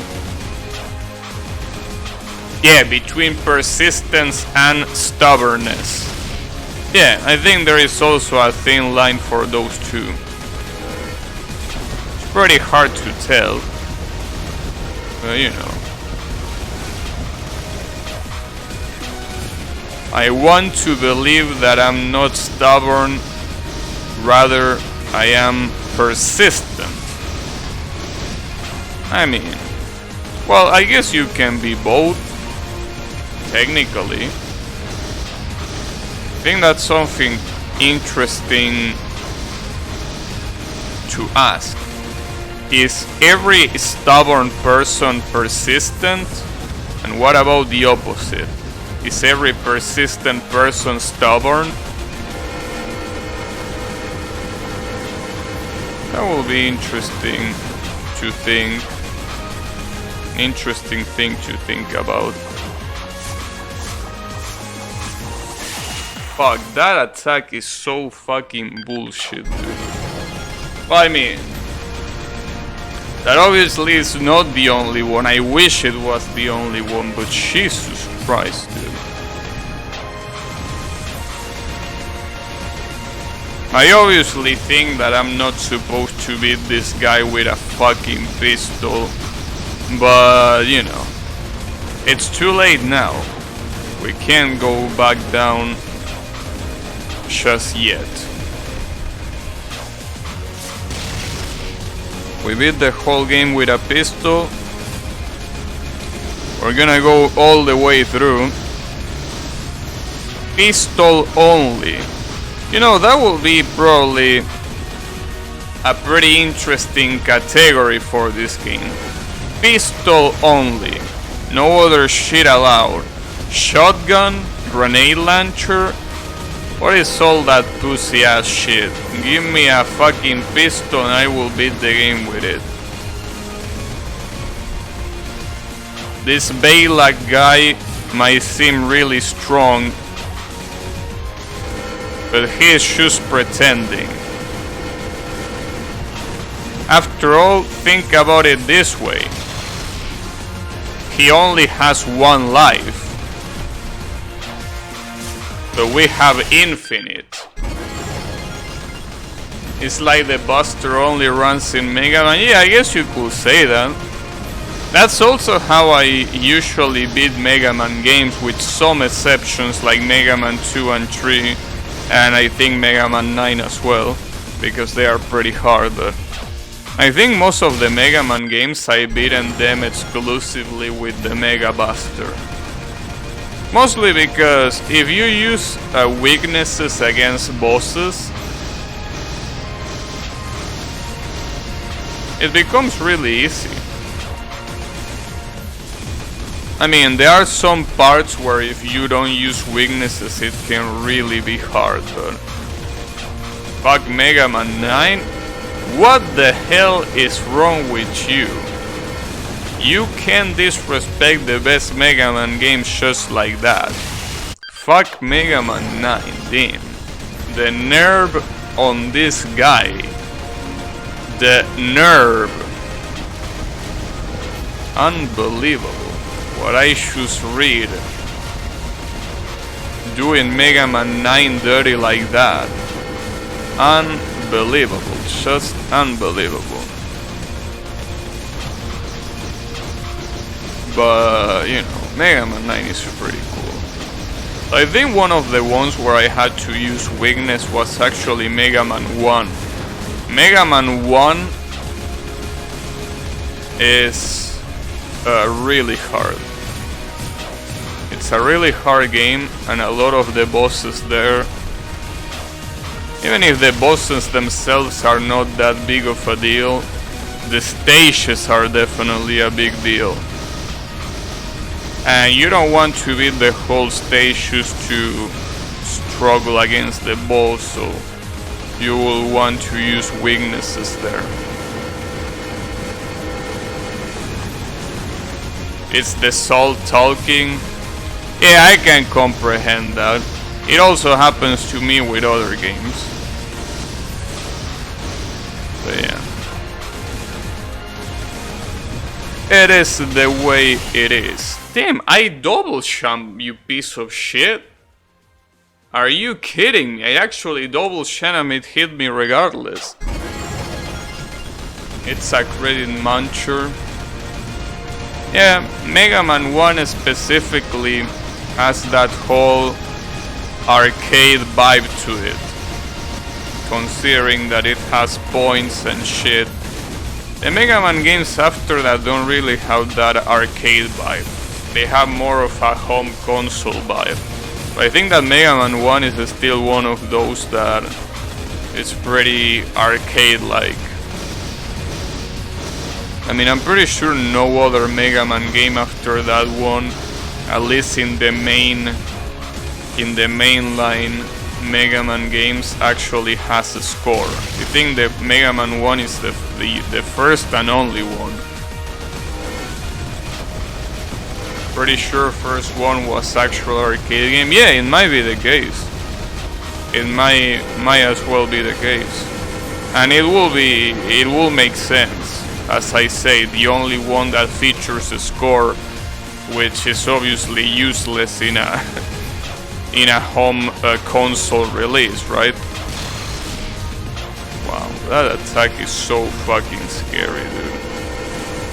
That attack is just so scary. Unbelievably scary.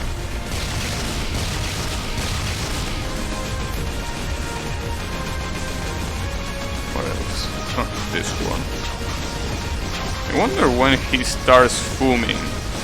When he starts, you know, getting smoke out. Oh, fuck. Okay, here. Almost at 400, a little bit after that.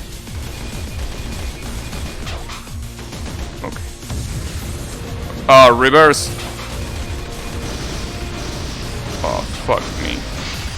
Damn, dude. Playing this in reverse is absolutely evil. I'm almost really close to configuring a hotkey just to not deal with that. Which will obviously be cheating. Yes, it will be. But like, that's so fucked up. How the fuck do you even do that? Like, I really want to, you know, configure a hotkey so I can do right and left from, like, you know, other keys. Because it's just so fucked up. The worst part is that the boss is already really hard in itself, and these assholes that made this game think that reversing your controls is a good idea. How can people suck on these guys not so much? Talking about the guy that made the game. Like, having a control reverse at the end is like the shittiest design that you could do, especially on a hard boss. I don't know how people like this game so much, dude. Every time... I mean, I know why, but I'm surprised that that's the only reason why people will say that this is a good game. Mega Man 1 score run when? That ain't happening.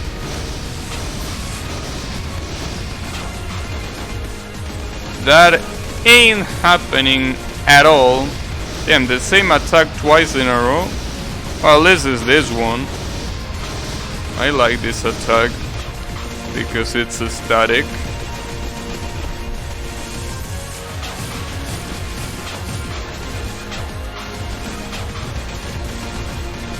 Oh, fuck me.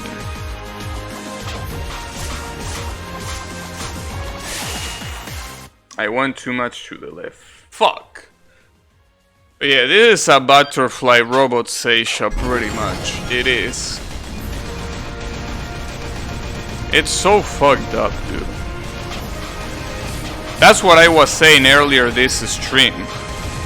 Like, if the boss forces you to have reversed controls all the way until the end of the fight, I literally cannot beat this. I just can't.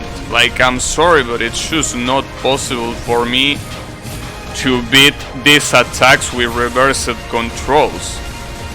Like, it just doesn't work that way. So I'm just hoping that that reversal of controls only happens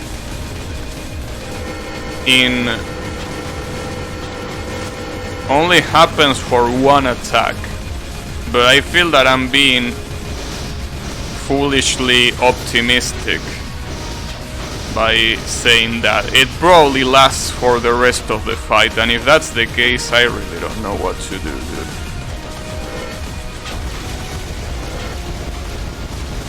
That's so fucked up. Like, imagine if at the end Solgreen decided to do that. Imagine that. If Solgreen decided at the end to reverse your controls. Like, no, that's not how it works. You just don't randomly reverse controls when you feel like it. Well, at least this one is static, it's not RNG. It always reverses your controls at one specific moment, but still, dude, that's such a dick move. That's such a dick move. I can't believe it. If it wasn't for that, I will have a chance to win this. Like all of those runs where I reached the reversed controls attack, there were pretty good runs. I could have gotten it in all of those runs. And yet, because of that, it really is gonna be almost impossible to do. But it will depend on how long it lasts. Sadly, I haven't been able to survive a single attack with reversed controls. Like, well, yes, surprise, surprise, no shit. I mean, what do you expect to happen?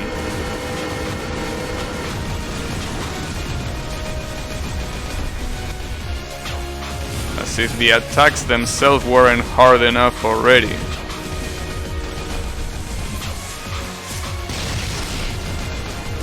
That was really close. Oh yeah.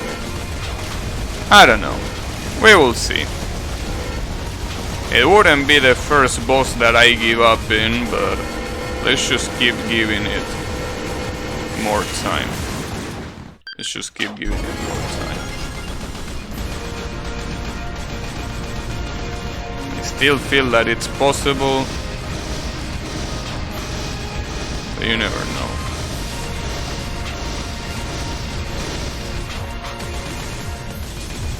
It really makes me want to watch a speedrun just to know how long it takes for that reverse controls to go out.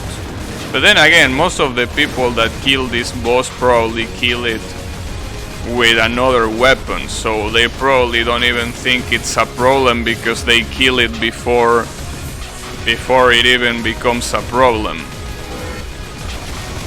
I'm really curious to see if it really lasts for the rest of the fight. Well, if one of you want to check that out and tell me, I will appreciate it. But it's not really necessary. I mean, it doesn't really change much knowing that it's there or not, because regardless, I will still eventually find it out. But, you know, I guess it will be more of being relieved or feeling even more hopeless. It will be that. Same man again with that fucking sham. God fucking.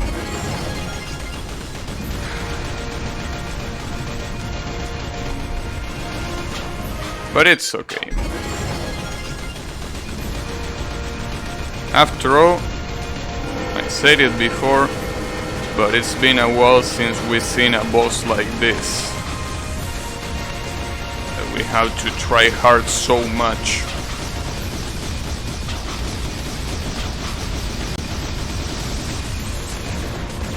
Wonder what would Thundit say if he was here. Thundit usually knows a lot about every fun game that he played, especially ones that are really famous just like this one. But I honestly don't know. I think also the worst part is that, you know, I think this game has secret areas with probably secret bosses. So imagine if there is a boss even harder than this one. That will be royally fucked up. That will indeed be royally fucked up. And that one is so hard to do. Though I think on that second phase, the really hard attacks are the one with the sham refreshers and the one with the rotating circles. I mean, all of them are pretty hard, but those two are the ones that I think that I struggle with the most. I mean, that one that has the target that fires after a while, that one is hard too, but it depends on the RNG you get. It could be easier or it could be harder. In any case, whenever I'm done with this boss, which I still don't know when that's gonna be, I need you to tell me about Touhou fan games, especially Danmaku ones, because that's what I'm planning to do if I can beat this shit. Well, I think regardless of if I can beat this shit or not, I'm planning on doing that.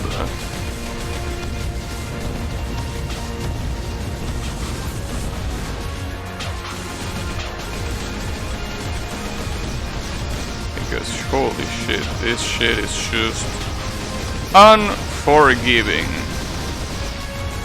Just insanely unforgiving. Uh-oh.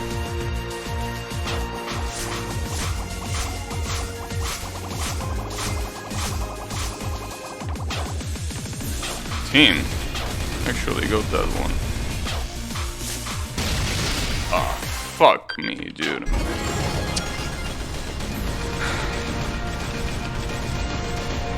Would be nice if the laser disabled itself for the second phase instead of keep being there. Would be really nice. Well, that was an error. I mean, a mistake. I also want to see how much I can farm damage in a lot of these attacks. Because I think that's also a really important thing. If I'm able to deal more and more damage, obviously I don't need to deal with more attacks. Like for example this one. No. Well, there is a specific place there that I can actually go through, but it seems really dangerous and I don't think it's worth it. Well, this one it's impossible to have a strategy because it's literally RNG. So for this one, nah, it's just too hard to do. You have to go to the left. Or, well, to the right, but it's easier to me if I do it to the left.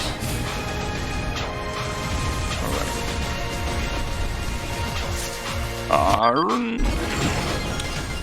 Fuck. Well.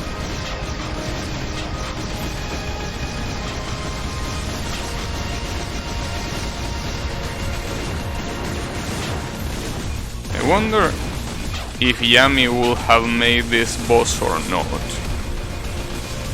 I don't know. Apparently Yami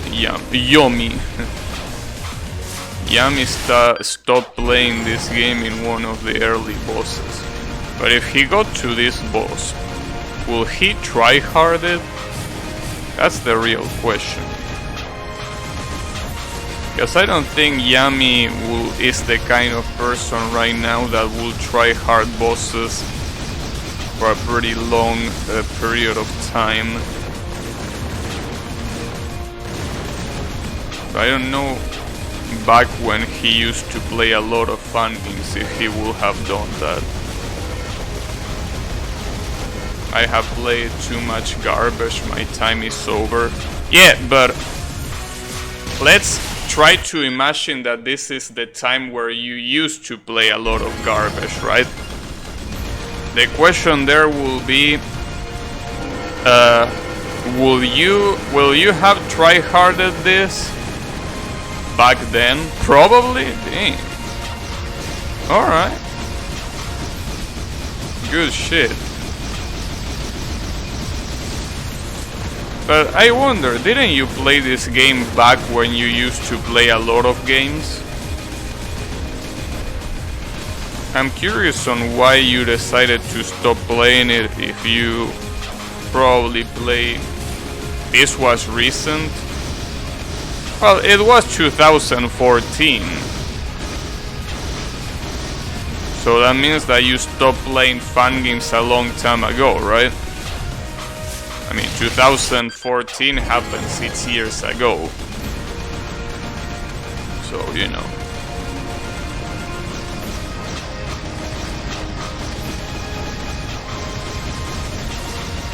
Well, I think it is from 2014. I'm pretty sure it is. Though for some reason the time machine says 2017. But I'm pretty sure it is 2014. Well, I don't know.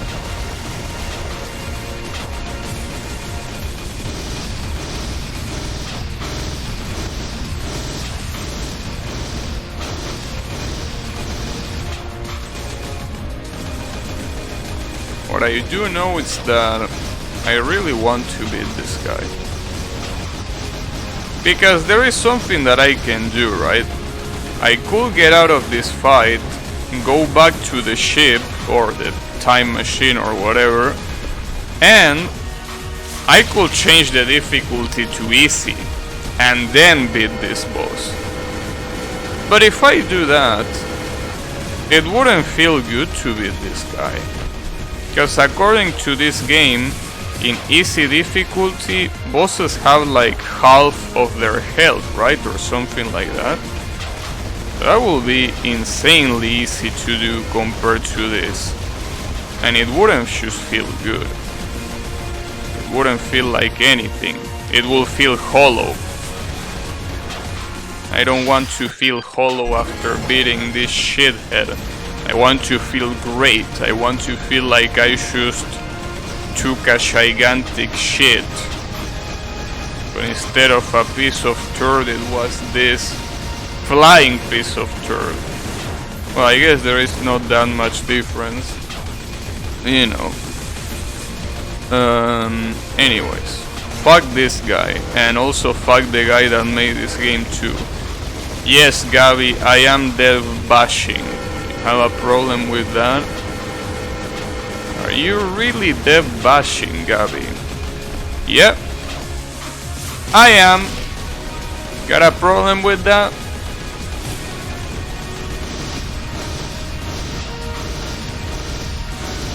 You know. You wanna feel better. Not the first time I do it. And it's not gonna be the last, let me tell you that. Let me just tell you that.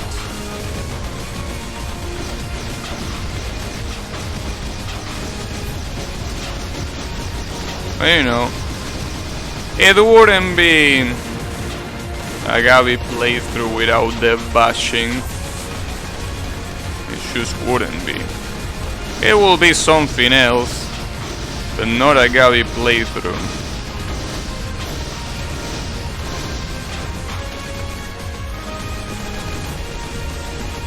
I mean, sometimes when I'm playing a game, I even bash developers from other games. That's the funny part. A lot of times I'm playing a game and all of a sudden I'm talking shit about Tasofro. Even if I'm not playing a Tasofro game. You know. I guess I just can't help but dev bash.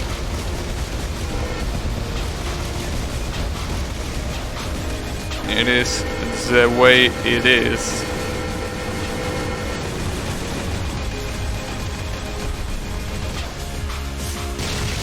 Whew. But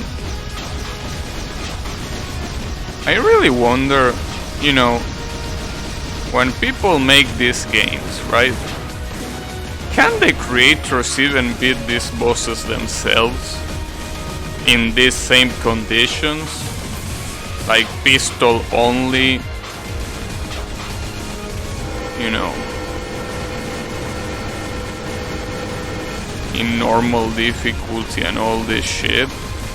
Can they do that? I would really like to know. Maybe they can, but I'm really and legitimately curious if they can or not.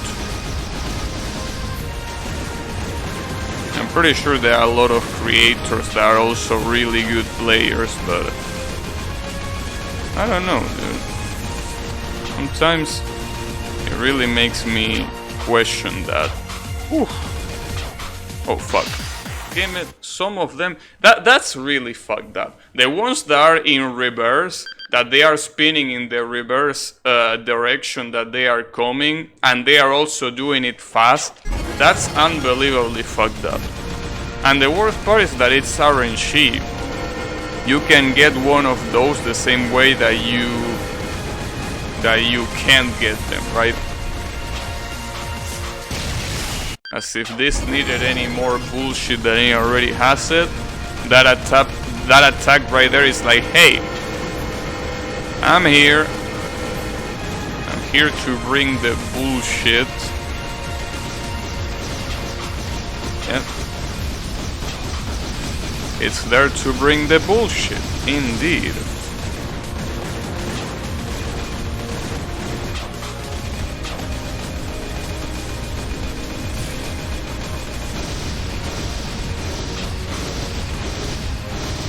I also wonder, I don't think so, right? But I wonder if he has any other bullshit after reversing my controls. I don't think it would, right? I mean, that's already the top bullshit, right? I don't think it can get worse than that. It's really hard to imagine the sheer amount of shit fun games there are. Yeah, that's true. Like now there is Delicious Fruit and shit. Yeah, I mean there are probably a lot of shitty ass fun games that are incredibly hard and not even the creators can do shit about it. But yeah. We're talking like hundreds of fun games with an unintelligible Japanese name that you will download. I mean, maybe. Hey, see, what a fucked up thing to say. He immediately related shit fun games with Japanese fun games. Like, Yami is just unable to hide the Japan phobia that he has. Like, he just can't help it. At this point, it's completely a part of him. He just can't help it but let it out. Unbelievable.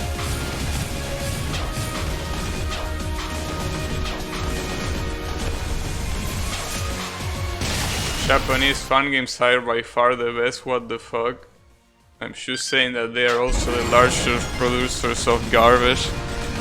Yeah, try to save face now. Sure. Well, I don't know, dude. This game is Korean. So they already have a pretty large dump in here that is not from Japan. But it's okay. Don't worry about it. I'm pretty sure there are not even that many Korean games either. My favorite fun game is Japanese. And what will that be? Because I'm pretty sure that I Want a Bigger Penis is not Japanese. So which one will that be?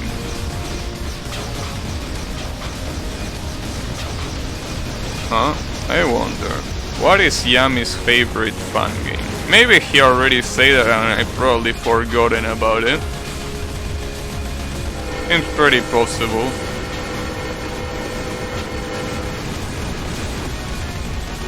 It definitely smells like a possibility.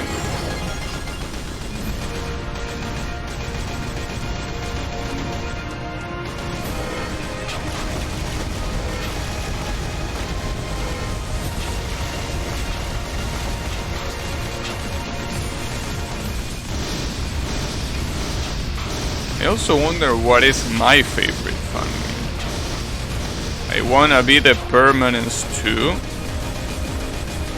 Huh. Well, that sounds like a Japanese fan game because the title doesn't make any fucking sense. Oh yeah, that definitely sounds like a Japanese fan game.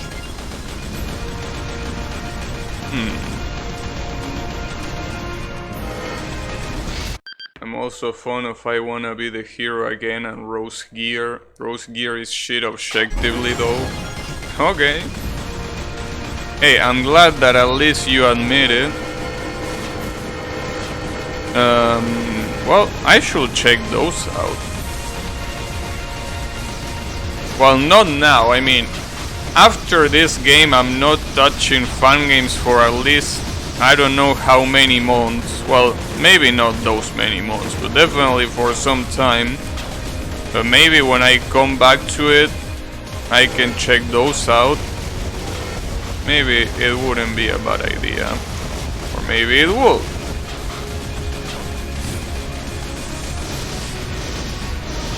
It's also really fucked up, right?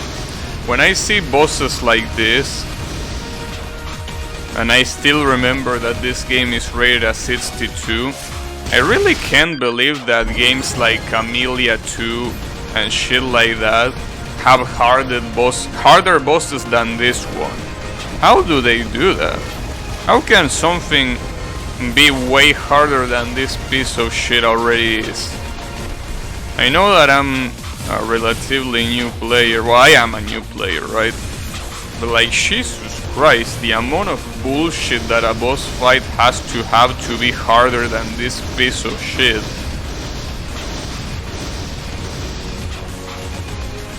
I just can't imagine it. I mean, well, I guess I can imagine it, but I can't imagine people willingly tryharding that. Because the only reason why I'm tryharding this is because there is a very small possibility that I can win, even if it's really small. If it's any more bullshit than this, I will basically just recognize that I can't do shit. Man, I just keep dying to that bullshit. I can't. It almost makes me want to watch a speedrun. It almost makes me want to do that. That or getting out of this piece of shit and changing to easy mode. It really makes me want to do it, but if I do it, well, I guess if I watch a speedrun it's not that big of a deal, but if I change it to easy mode, it wouldn't feel good to do that. I really don't know what I could be doing better than what I'm doing. It feels hard, especially after so much time spent in this piece of shit.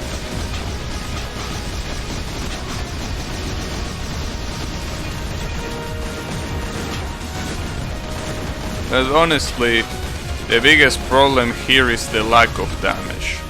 Maybe if I had a better gun, this wouldn't be a problem, but I really don't know how to get a better gun without farming, and I'm definitely not farming, so has to be like this, I guess.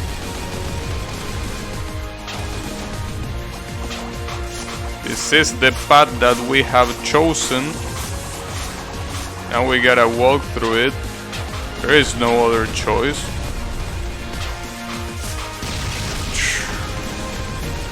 Jesus Christ.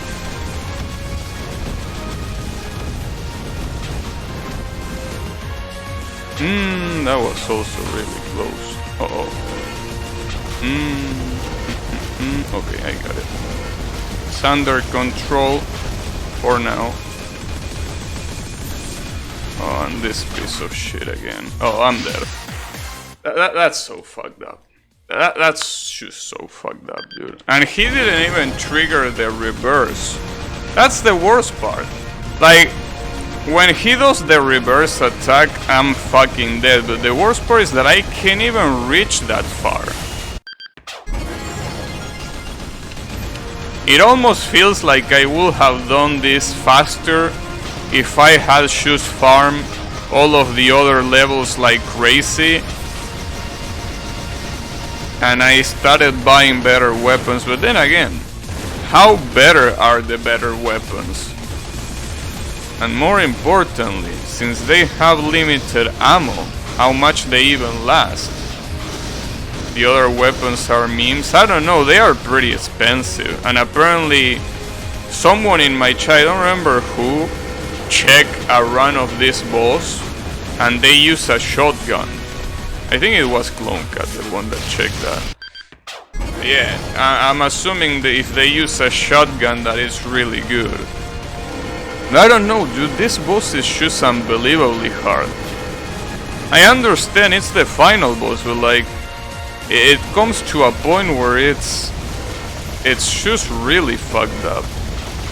The damage that I deal is trash. The attacks that he does on the second phase are, well, at least the one with the rotating circles, it's excruciatingly hard. But if all of that shit wasn't enough, he also then decides to reverse your controls right at the end. I don't get it. Have you ever fought a boss that reverses your controls? I mean, you probably did, but like, you probably fought a boss that reverses your controls and the attacks are easy enough just so you know, you can dodge them without getting absolutely fucked because of the unfamiliarity of having reversed controls, right? But here, this piece of shit is actually expecting you to dodge the same attacks that you dodge with normal controls, but he forces you to do it with reverse controls. Have you ever done that? Like, have you ever had a boss that does that? That forces you to get reversed controls with the same attacks that you do non-reverse controls?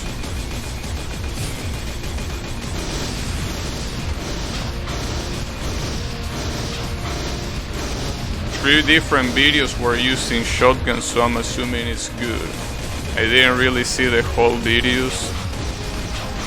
What I really wonder is if the reverse control lasts for the whole fight. If it lasts for the whole fight, as I say, I think I can give up right now. But if it only lasts for one attack, I still feel that I have a chance. But I need to know that. That's the most important thing to know, rather than if a weapon is better than this one, which is probably the case. But like, that's what I first and foremost need to know. Because that will definitely decide the fate of this game.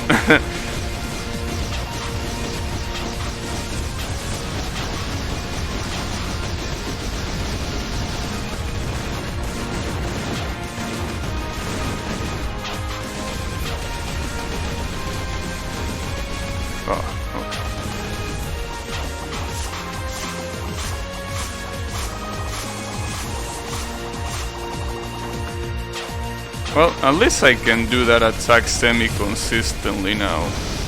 There is that. I still struggle with the rotating lasers though. Well, that's whatever they are.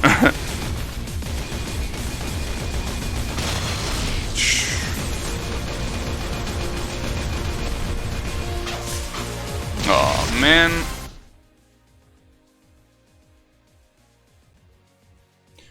I can only think of one case, but the boss made you do needles sometimes with reverse controls, but yeah, usually reverse controls is paired with lower difficulty in bosses. But in general, I think I only seen it a couple times. I think people who do that shit are pure scum. Well, I can't say I disagree, so I tried to check in the same page, but the translation messed up that part, so I really did not understand it. To check what?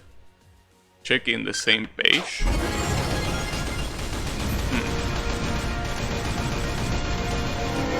I know what same page, but yeah, I do agree with Yami about the reverse control. Oh, I see.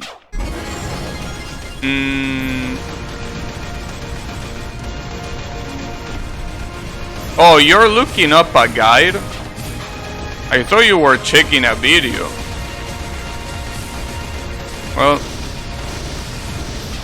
yeah, I'm assuming, especially since this game is Korean, I don't think Korean English translation are that advanced yet. Just like, you know, any Asian language to English is definitely not advanced.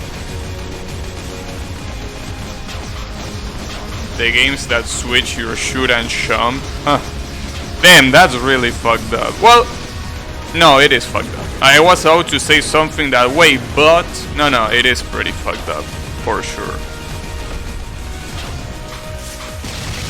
Whew. Got him. But yeah, that's what I'm talking about. Like, how dare you reverse controls in a fight that is already really, really hard? Like, how do you have the guts to do that? How can you just be like, you know what, let's just put right at the end of the fight, right where the hardest attacks are there, let's reverse the player's controls. Like, how do you come up with that? How can you sleep at night knowing that you did that? Like, I will have a hard time sleeping at night. But this guy, I don't know, dude. These are probably the same people that throw trash in the street. These are probably the same people that throw trash in the street every day. No, you know what? Because that's something that a lot of people do. Sadly. But no, this is even worse than that. This is like... This is the kind of people that throws non-recyclable trash in the recyclable bin. That's the kind of people that we're talking about. We're talking about those. Pretty sure this guy does that and more. Unbelievable.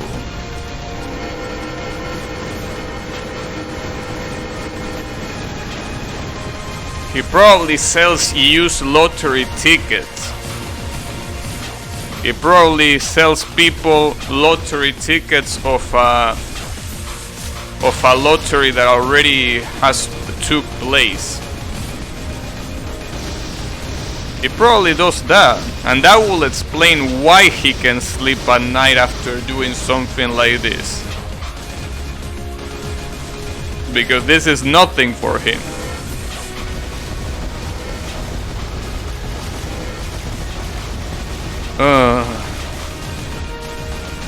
And you should have stayed with Luca, honestly. Instead of making this gigantic mechanical butterfly shitty ass, you know, boss, you would have stayed with Luca and you probably will have a better boss fight than this. But then again, who knows that if Luca wouldn't have done something worse. Maybe you will have a Luca fight where she reverses the screen. Actually, wait. That's exactly what happened in the previous game. The final boss literally had a pattern that reversed your screen. Alright, never mind. I guess that one is already done.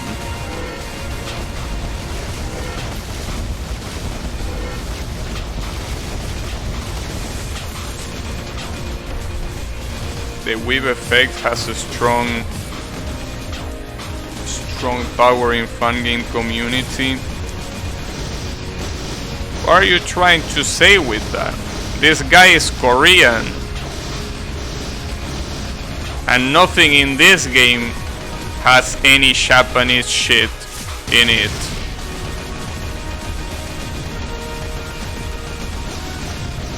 If it's a giant...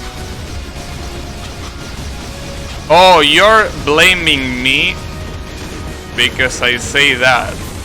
I mean, when I say you will have a better time with Luca, I mean a Luca boss that is similar to the one in the previous game, not a literal palette swap of this boss with Luca. Like, if you gave me a Luca fight similar to the previous game, like, give it to me. I don't mind, but this shit is going overboard. Oh, I'm dead. If it's a giant spider giving you the dick, it's worst game, but if it's flan, then it's best boss. Okay. Well, I can see some people being like that. Then again, I really don't know. Like, do the people that praise this game so much have even beaten it? Like, for example, Draynot at least admitted that the gameplay part was not the one he liked. Like, there is that, right? So he at least is honest. He is like, you know, this game has amazing production value, but the gameplay is lacking. But people that literally think that this is the best fun game that ever existed, have they even reached this far? Have they even beaten this boss? Some of them did, I know. Some of them are really good players that can beat things that are double as hard as this. I understand. But the general public, right? Have they even reached this far? And if they reach this far, have they even beaten this guy?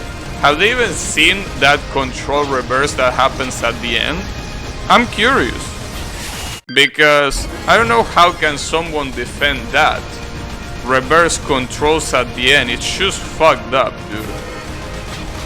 I don't think that's something that can be defended in any aspect. PSI. Well, that's the thing. Technically, yes. This is PSI. Someone that is good enough can beat this boss.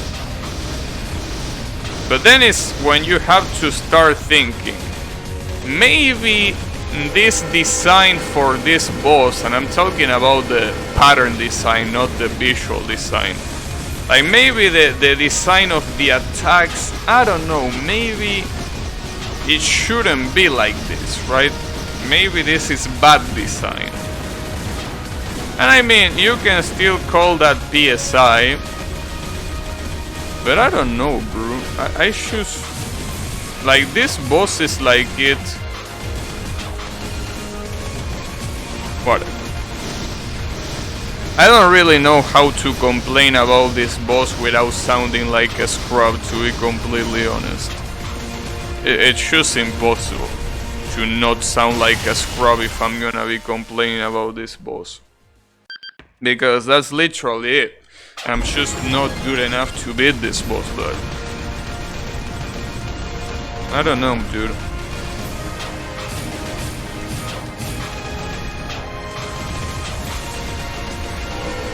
Whatever. I think the biggest problem is deciding what to do. Right? Should I keep going? Should I change difficulty to easy? Should I just give up? I don't know what to do. Honestly. I also had that doubts with Solgreen. I remember. With Solgreen and Sonic in Boshi, right? Both of those bosses are insanely fucked up. I have those doubts there too, but the real question is, what about this one? Because if it's gonna be reverse controls at the end, all the way until the end, it's over. I just can't do it.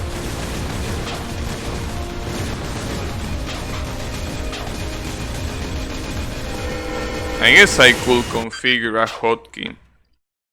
But if I configure a hotkey, I will need to have a way to enable it in the middle of the fight. Like, I will need to, you know, have a combination of keys that enables the hotkey where basically one key goes to the other one. Obviously, you could say that that's cheating, and you will be right, But the problem there is that I don't care. Though I will first need to learn how to do that before I even think of doing it. Was there a visual indication that the controls are reversed? Yes. In the top right of the screen you see an icon that clearly, you know, represents your reversed controls. I think it disappears as soon as you die, but while you are alive it's right there in the top right. I think it's basically the drawing of a stick man with the left and right arrow at its feet. I think that's what it is. I don't know, I would like to tell you exactly which icon it is, but as you can see I'm struggling a little bit to get there. So sadly I can't tell you myself, but it's something like that.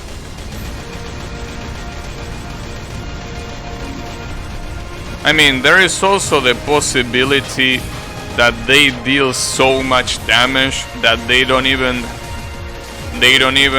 let the boss have the possibility of doing that to them. That could happen. Obviously they are not using this gun if that's the case, but you know. Yeah, I think it all boils down to that. I just need a better gun, but the only way to do that is by farming coins, and I don't wanna farm coins, dude. Like, I don't wanna replay the levels that I already beat, and this is an I Wanna Be the Guy fun game, not a fucking RPG. If I wanted to play an RPG, I would play the Final Fantasy games that I never played. Or more importantly, if I wanted to farm, I will go to Ragnarok Online. Which I was already doing it before. I mean some months ago. Well, some days ago, not really months.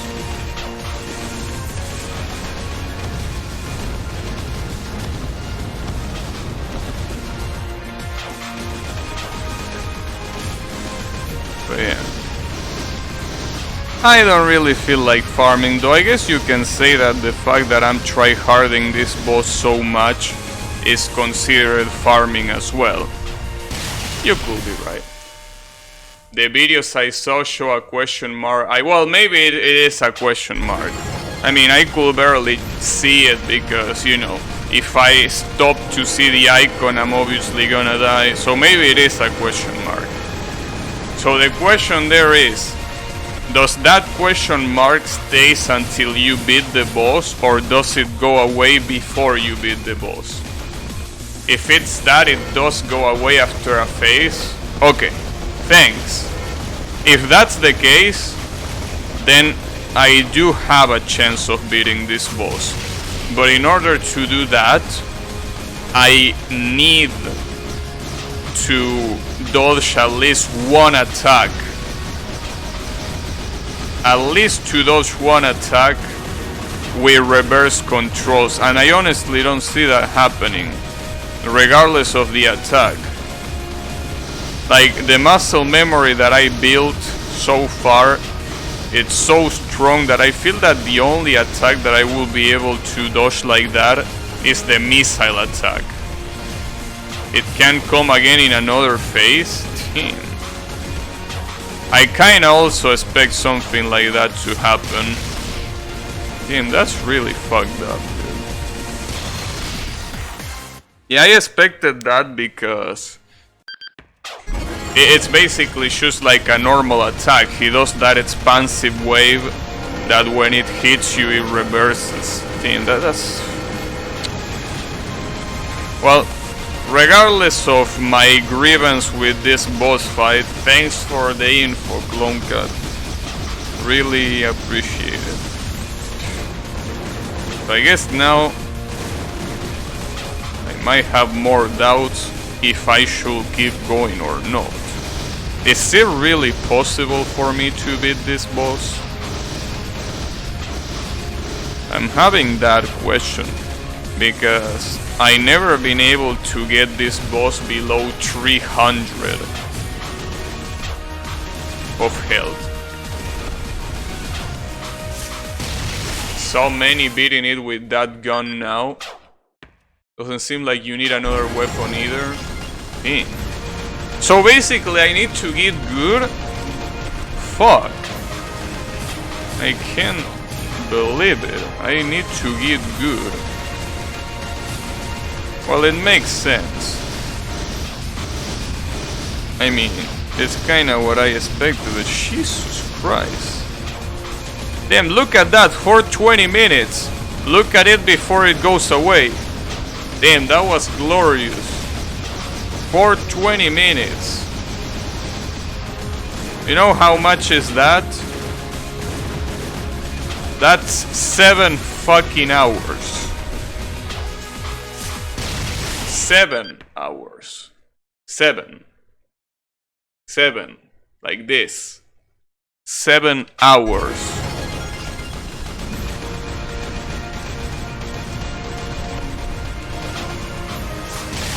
Can you believe that? Yeah, 7. Multiply 7 in 60. That's 420.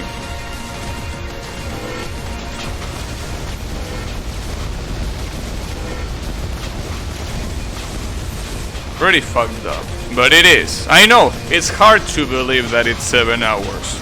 I know that you might question that because you're like, there is no way this stupid asshole has been here for 7 hours.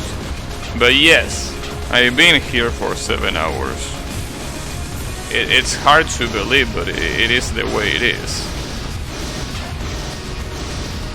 Can you believe that?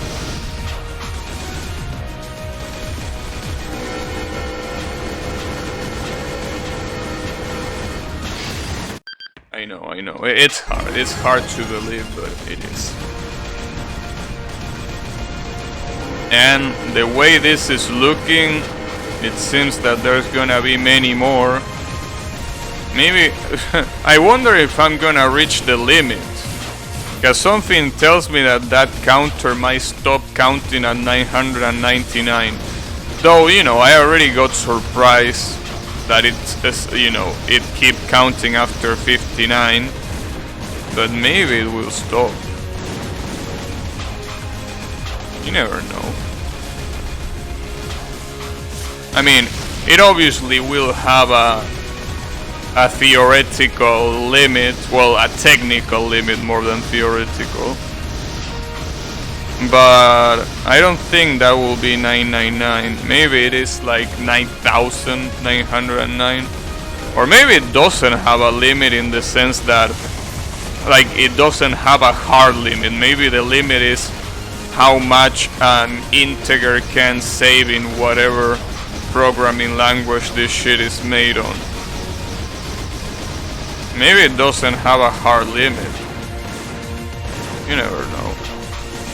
I'm assuming it does have a hard limit of some sorts. The sky's the limit. I don't get how the fuck to dodge that attack. Like, how do you even jump in between those without getting hit?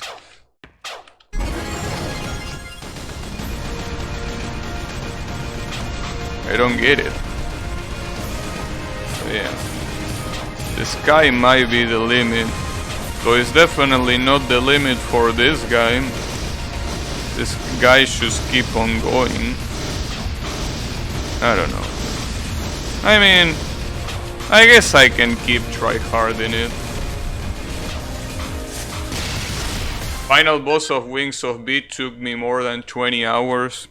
Yeah, as I said, when you think about it, the Cheetah Man probably took me around 15 to 16 hours in I Wanna Be the Boshi. And there have been bosses in Wings of B that also have taken me something like that. So yeah, it's definitely the case. It can definitely happen. But damn. But see, the thing about that is that Wings of B is a game that is worth it. Like, yes, I gave up, and I admit that I gave up. But I feel that, you know, I don't regret tryharding the bosses that I try harder in Wings of B. And I don't even regret tryharding Myogi 2, even if that's where I gave up. But with this piece of shit of a game, like, this game doesn't deserve me tryharding like I am. That's the problem. I think that's the difference. Like, you know, there are games that you happily try hard, and there are some other games that you should try hard for the sake of pride. Right? I think this is one of those, of the later ones, right? I'm not tryharding this boss because I precisely like this game, but mostly because I can't let it defeat me. It's like, this game doesn't deserve me quitting it. It doesn't deserve that. At the same time, it also doesn't deserve me putting so much effort into it. But I'm not gonna give the fucking asshole that created this game the satisfaction of me quitting it. Yeah, I know that he obviously doesn't give a shit about me, but I mean, I don't wanna be in that group of people that he laughs at being, you weren't good enough to eat my shitty ass game. I'm not gonna be there. Gonna be one of those dumbasses that actually play your game to the very end. But then again, that's what I want it to happen. Will it happen is the real question. We will see. I mean, anything can happen.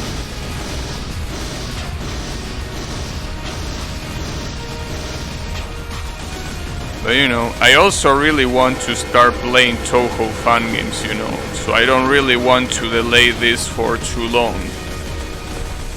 Well, more than delay this, I mean delay that for too long. Like, I just don't want it to be delayed that much.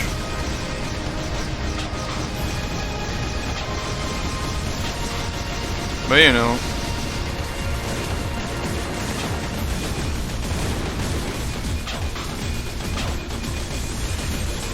we gotta do it. I think the reason why I kinda wanna keep trying is because I really haven't met that phase where he reverses your controls enough times, right? If I am able to reach that far enough times and I realize that it's complete horseshit, and I'm not even close to doing it, then that's when I can when I can make a decision with more information, right? Right now, sadly, I only got there like 3 times, so I think that that's not enough information to make a decision, because I still don't know how capable I am of going through that reverse control attack.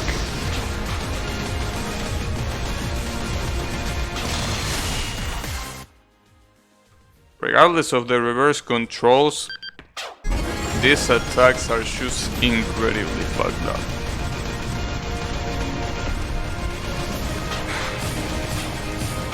It's unbelievable though. Can you imagine that this boss is part of the same game that had everything else that I played so far? Can you imagine that they are part of the same game? Like, it's hard to think about that, right? Because look at this shit. Like, pay attention to the timer on the top right and the timer on the top left. Timer on the top left says 7 hours. Timer on the top right says 13 hours. So basically this piece of shit has taken me more than double the amount of time that has taken me to beat the rest of the game. And it's probably gonna take me even more than that. Can you believe that? Can you believe that someone saw that and was like, yeah, this is fine? And I know that that's a pretty common thing in fun games, that the final boss is batshit insane. But... dude... not even Boshi had this shit. The final boss was really hard, but it didn't last for more than double the duration of the rest of the game.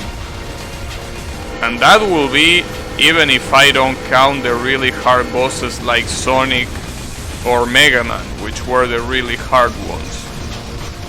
Even without counting those, Soul Green is still not double the duration of the whole game. But this shit disagrees. It feels like the whole game is just an introduction to this piece of shit. Like, this is the actual game. This boss fight is the actual game. Everything else was just practice. Practice to get used to the new controls. That's what it feels it's like. And it's pretty fucked up.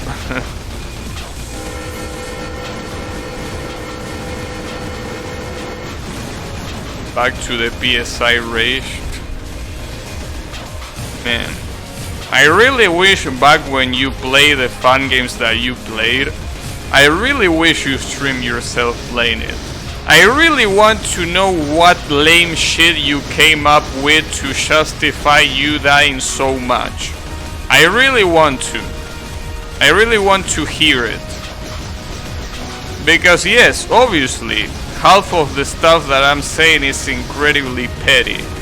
I know, but I want to see about you. Can you out-petty my own fits? My own rage fits? Can you out-petty me? I wonder. My money is on yes. You never know. And it's gonna be impossible to know now, since differently from this game, we can't really go back and take the time machine to see how Yami raged at the games he played. Sadly, we can't do that. But I really would like to do that. Right? Everything makes me angry. Damn. Wait, so that's why you like my stream so much. That makes sense. We are pretty similar. Everything makes you salty just like me. Damn. I think you already said that before, but I forgot. Alright. Things are starting to add up. I see, I see. Well, that makes me want to see that even more. That makes me want to see what were you doing, how many keyboards you have broken. Well, not keyboards, you play with controller. How many controls you have broken in half? How many desktops you have broken? How many bad words you utter while playing these games? I'm really curious. Especially Wings of B. I'm really curious. Really want to know. I don't have anger issues. I mean, you don't need to have anger issues to be angry all the time. I mean, anger management issues is basically when you can't control your anger and you start doing stuff that, you know, that starts affecting you or others negatively. Well, obviously what I said about the controllers will fall in that category. But, you know, you can still be angry all the time and not have anger management issues.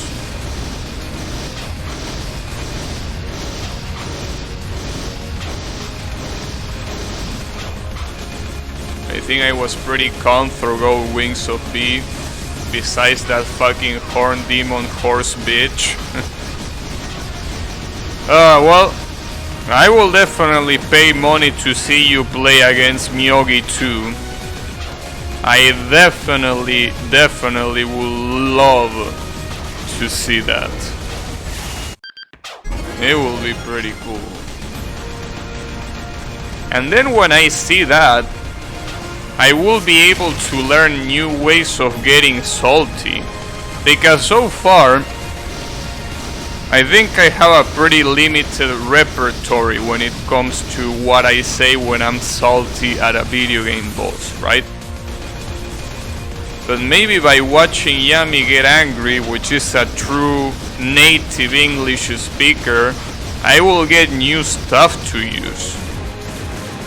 New material to use in my streams. So maybe instead of just insulting the creator, maybe Yami goes as far and insults the creator's family, right? Though I'm pretty sure I can't do that because that's probably against TOS, but the point is, I'm pretty sure Yami back in the day found pretty creative ways of letting that anger go out. I mean, as he said, he didn't have anger management issues, which means that he probably managed that anger verbally. That anger verbally. I'm pretty curious to know what expressions he used. It will help me improve the quality of the stream considerably. Having a whole new repertoire of insults and obscenities, like, that will be dope. That will be pretty dope.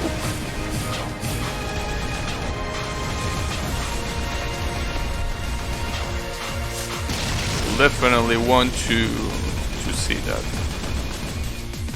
But you know, there is also the fact, usually when you're playing something and nobody's there to listen, usually,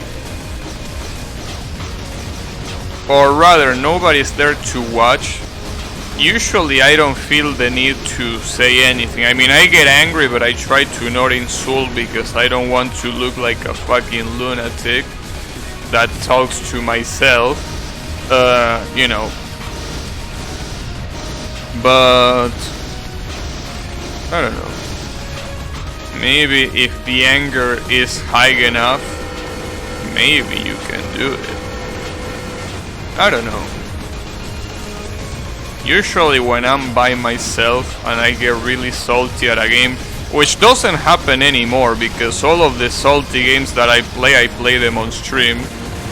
But back when I play really salty ass games, I usually just hit my desktop or something to vent the frustration out. I didn't insult or anything like that because I didn't want, you know, people to think that I'm crazy talking to myself like a fucking lunatic. Oh, you know, I don't think you need necessarily that to conclude that I'm a lunatic, but I don't know. Oh, got him. Uh-oh, he's salty. Speaking of saltiness, the boss is salty now. Okay, reverse controls. Oh, you son of a bitch. You piece of shit. Uh-oh. Wow. I've been able to... Okay, it's one attack. He reverses the controls for one attack, and then he does it again. him. That's pretty fucked up. So that's what he does. Interesting. Okay. One attack on and one attack off. It's really fucked up though. That's really fucked up. But then look at that, dude. Almost 10%. Almost 10%. This is so fucking doable. This is so doable. The real problem here are the attacks that even if they are static, doing them with reverse controls will be a real challenge. Like those that, you know, the ones that fire from the sides, that one with, you know, the purple, the red orbs that fire from the side. The one where he shoots from the middle that is also static. I think those will be especially fucked up to do with reverse controls. And that's mostly because since they are static, you build a specific muscle memory because it's literally memorization. Since they are always the same, you don't have to react to them. So I think that's why in those it will be even more fucked up to have reverse controls. So when you think about it, it almost feels like it's a better idea to have reverse controls in the second phase attacks. So that way, the second phase attacks are mostly RNG. So there is really no muscle memory there. It's basically just reacting to what's happening. Which obviously will be harder with reverse controls, but I don't think it will be as hard if we are talking about a static pattern. Yeah, I'm seeing it now. But you are a lunatic? I am, yes. Yeah, 140. You see that, Drano? Slowly but surely we're getting there. Dude, I was about to give up too, but after seeing this, giving up, I don't think it's an option. Like, how can I give up after that? After seeing that, 140 out of 1,200, how could I possibly give up after that? I just can't. It's not possible. Also, how is it going, Drano? Yeah, I guess you came in a good time. That was obviously my best attempt. I think the only thing that really made me angry was online card games. I guess you can ask Yannick about it. I think Yannick gets pretty salty too. But then who wouldn't? It's kinda like chess, right? In chess, you lose because you get outplayed. So obviously you're gonna get more salty than if you get outplayed in a fighting game where you can just be like, man, your character is fucking broken, fuck you and your fucking broken ass character and the company that developed this shitty fighting, right? You can do that, but when it comes to something that is more about logic, more about strategy, when you get outplayed, you're like, damn, I feel so dumb, right? So yeah, I can understand that card games will make you pretty salty.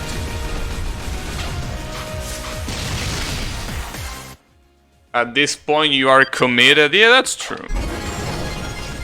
I guess at this point I just can't back down. Even if I don't beat it today, which I'm definitely not beating it today, but I feel like I just have to keep going. I'm really sorry for people that don't like seeing monotonous stuff like this. I know that watching shit like this is pretty rough, I understand, but I need to do it. I need to do it for myself. I need to prove myself that I can do this, and more importantly, give the middle finger to whoever was the asshole that designed this boss. And what better way of giving the middle finger than beating it? So yeah. I gotta do it.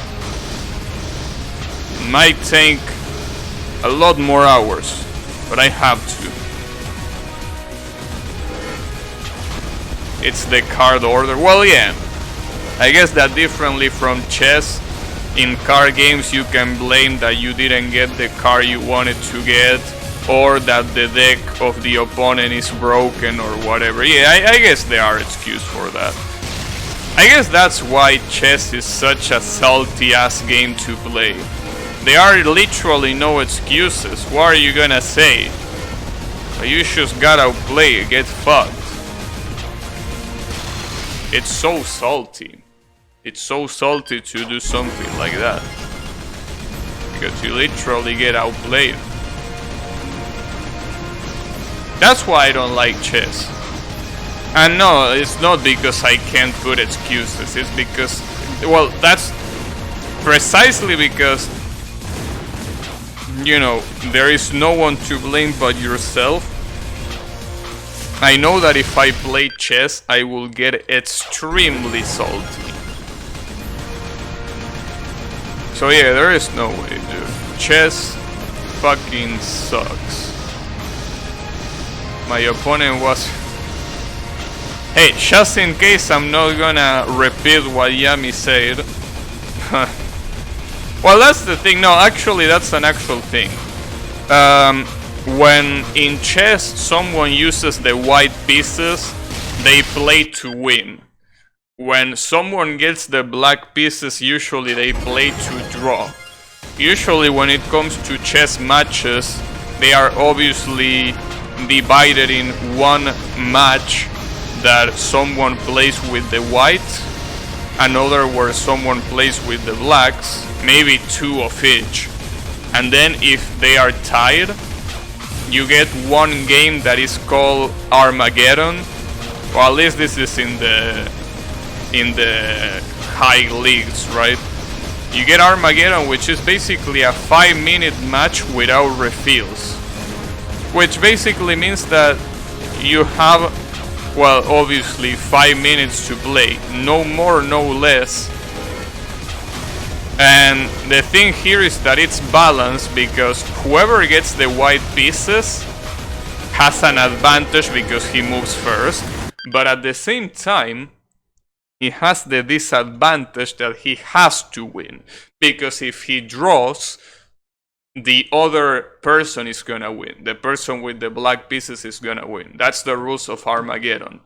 You play white, obviously you move first, but you need to win. If you play black, you only need to draw. If you draw, you also win. Well, if you win, obviously you win, yeah, no shit, but if you draw, it's also a win. So in that case, I think chess basically has no room for excuses, unless you do a one and done. Like you play against someone else, and obviously, you know, one is gonna be the white pieces and the other is gonna be the black pieces. Like, get fucked. If you have the black pieces, like, get on. But, you know, basically, usually chess matches are decided, or more importantly, chess sets are decided by more than just one match. But yeah, basically what I'm trying to say is that I hate chess well, no, okay, not hate. Hate is a strong word. But I don't like chess because of that. It's just too rough. It's really, really rough. It's like street fighting. I'm saying street fighting, not Street Fighter. Street Fighter is the video game. I'm talking about fighting in the streets. Like, sure, you get to show someone else how strong you are, but at what cost? If you lose, you're gonna not only look like a dumbass, but you're also gonna have something broken in your body. If you win, well, yeah, you sure show them, but you also might have something broken as well. So yeah, the point I'm trying to make is fuck chess. In case it wasn't clear enough. But you know. Fighting games also have that. But at least with fighting games, you can have fun in a fighting game even when you lose. either because you pick a low tier character or because you've been finally able to land that 100 hits combo on your opponent that you've been practicing for so long. So even if you lose, you can have fun. Chess? I think that it's impossible to have fun unless you win. I don't think that you can have fun in chess without winning. And honestly, I don't want to deal with that. Because obviously you are gonna lose a lot. And if I'm not having fun playing a game, why am I playing it? Though, I guess you could make that argument for this piece of shit that I'm playing right now. You will be right, but I think that the game here is secondary. What truly matters here is my beautiful chat being as stone as it always is. If it wasn't for that, I don't think I will be tryharding that. Or maybe I would. Maybe I will be tryharding this, but my will to do it will probably be way lower, that's for sure. At least here, I know that even if someone doesn't catch it on stream, this will be uploaded to YouTube eventually, so at some point someone is gonna watch it. And you know, that's a really huge motivator. For sure. But yeah. Uh-oh. Did you see that shit? That was crazy. Almost got obliterated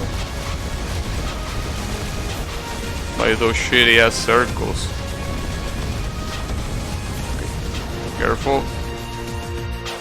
Ooh, that thing. All of these are being incredibly close.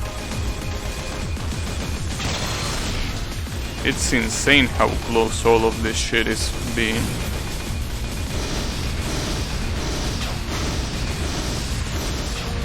It's insane. Uh-oh. Nice. Reverse controls. Oh, nah. Fuck. That attack, you know, that attack might not have been that bad for reverse controls, but it's already a challenging attack without reverse controls. Mostly because you don't know where to expect the balls falling. And it happens too fast. Though I think there is a benefit with this reverse control shit. If I'm not mistaken, the boss, when he casts that reverse control stuff, I'm pretty sure that he wastes time. Like, I'm pretty sure that it gives you a lot of margin to cash in damage that otherwise you wouldn't have it. So there is that. That means that you can deplete his health a lot faster. So at least there is something positive of it. Obviously the negative being that you have to basically, you know,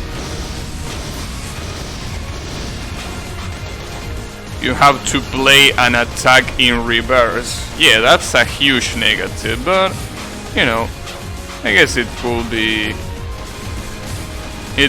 worse. Imagine if it instead of making you play with reverse controls, imagine if it flipped your screen. So that would be really fucked up. Thankfully it doesn't happen as far as I know. Or at least I hope it doesn't happen. Ah, fuck me. But yeah. I have hope now. After seeing some of these attempts, I definitely have some hope here. Though I still don't know why after literally 7 hours and a half I still can't consistently dodge the laser. Like, is that attack really as fucked up as I think it is? Because I just can't believe that that's the only attack of the first phase that I haven't been able to consistently dodge. Hey Kyle, how is it going? You have become dead? I think I also have become dead. I mean, look at how many times I died to this fucking shit. But you know, believe it or not, I somehow still have the motivation to keep going. You believe that? They gifted me a sub to a channel with a Clompis emoji, and I'm not afraid to use it. Hey, they also did that to you here, remember it? They also, someone gifted you a sub here and you had that my Clompis emote. Yeah, that one. That exact one. Though, obviously you don't need to sub now to get the emote ever since channel points were introduced, but... yeah, but I didn't ask for that. Motherfucker. At least you could have said thanks to the poor guy that gave you the sub, which I still don't know who it is, by the way, because he was anonymous. And I'm pretty sure, I don't think it was anyone that I know. People sub to Gabi and are on a list. Dude, trust me, you are in at least 10 more lists than Gabi subs are. No, in fact, you are in the same list as Gabi subs. It's just that you're also in 10 other ones. So yeah, don't worry about it. If that's your worry, I will have other worries. It was Kyle from Anal. That will be funny. Anonymously gifting a sub to yourself. That will be next level shit. That will definitely be next level shit. Well, I gotta say that Clownpiece emote of that channel looks pretty cute. But hey, it doesn't have the smug energy that mine has. Mine is unadulterated, punchable face Clownpiece. Man, I gotta say, sometimes when I see that my own emote,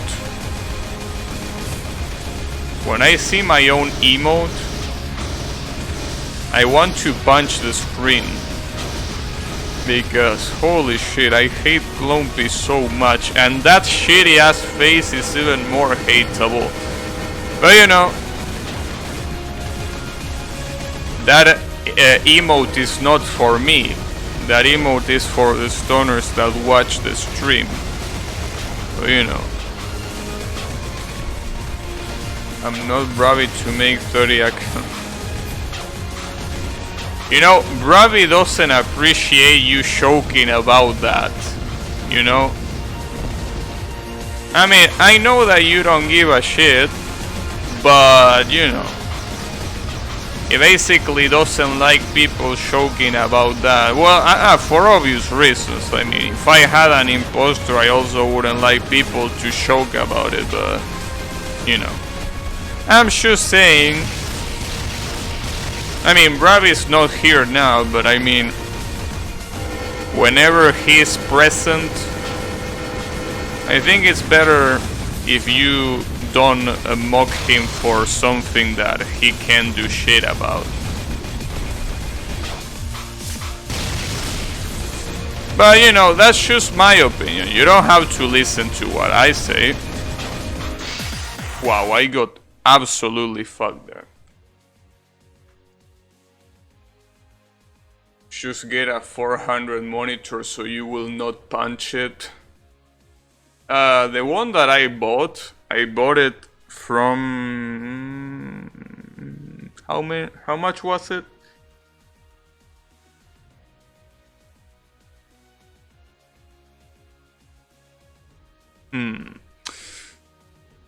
The mathematics, huh?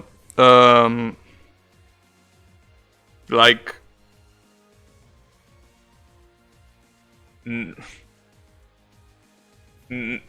$85? Yeah, like here's the thing, every time I think how much something costs, I need to do the whole pesos to dollars conversion. Because, you know, 3,000, no, it actually was 5,000. We need Gabi Ojet. Man. People really like that joke, huh? My main is 400 and second is 5070. I don't even remember how much my main is. The thing is, my main monitor, I'm pretty sure I bought it literally like 8 years ago. 8 years ago I bought this monitor.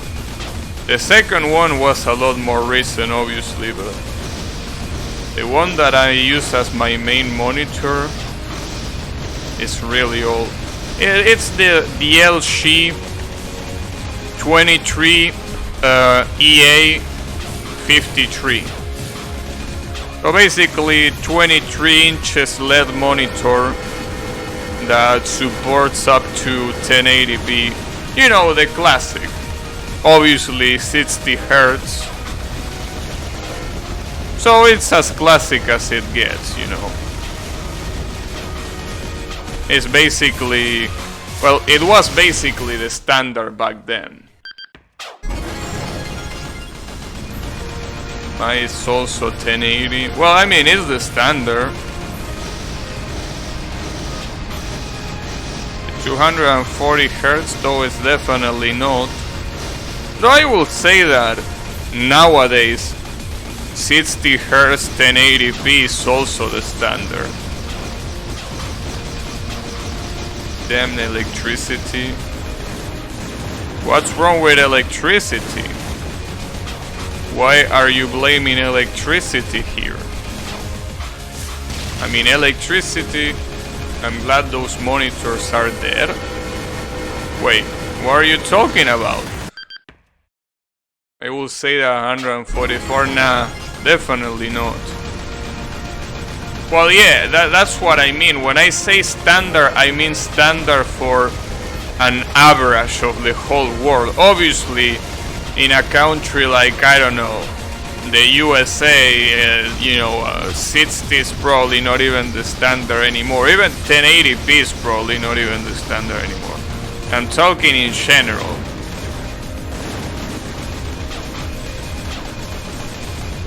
Oh, yeah. I will even say that back when I bought this, it wasn't really the standard. I mean, it was basically the best that you could get without spending a fortune. You know, this monitor that I have. Shit.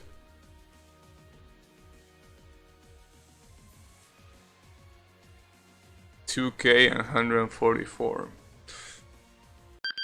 60 is good, more FPS can make some games go batshit. Well, that's obviously because most games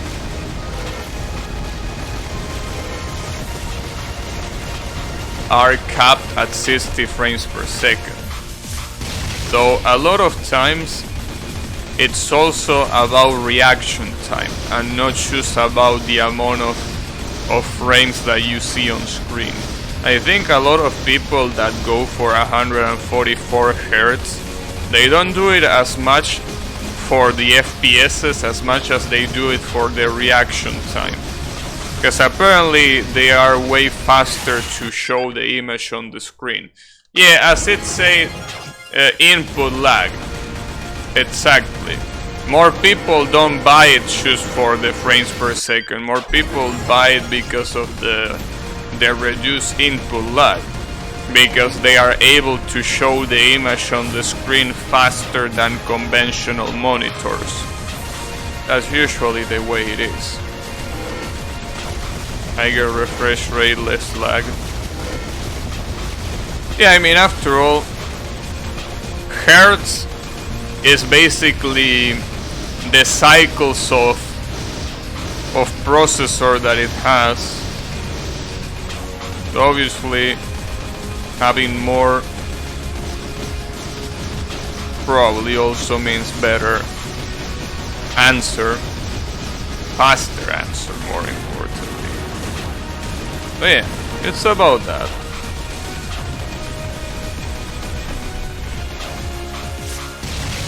Whew. I can't believe how scared I still am of that shitty ass laser attack. Whew. Jesus Christ, dude. Oh, fuck. Speaking of scared.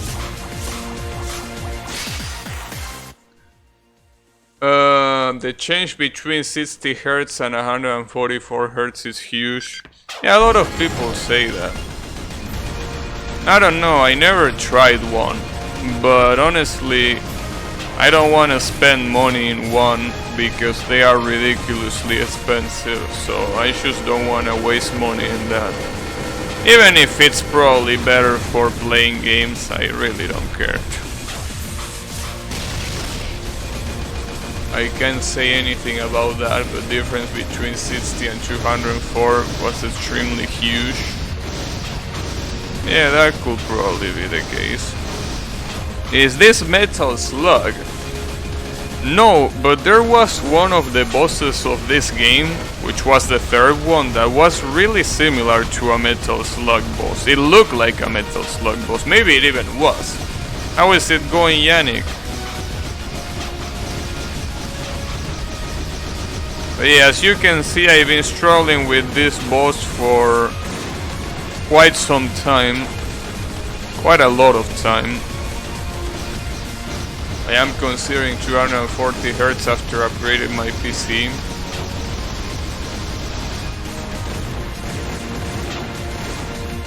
Yeah, I can see that. Oh man. This fucking attack, dude. Better to buy Mirror 600 times with that money. No, better to kickstart Mirror 2. Sadly, apparently the Kickstarter for Mirror 2 failed a lot. It's pretty sad, but you know, it is the way it is. But damn, I should have made a huge donation. Like, dude, Mirror in 3D. Like, how much can you ask for? Polish sucks. Yeah, well, it sucks just as much as School does. They are both fucking trash. So yeah, it is the way it is. Can't do much about it.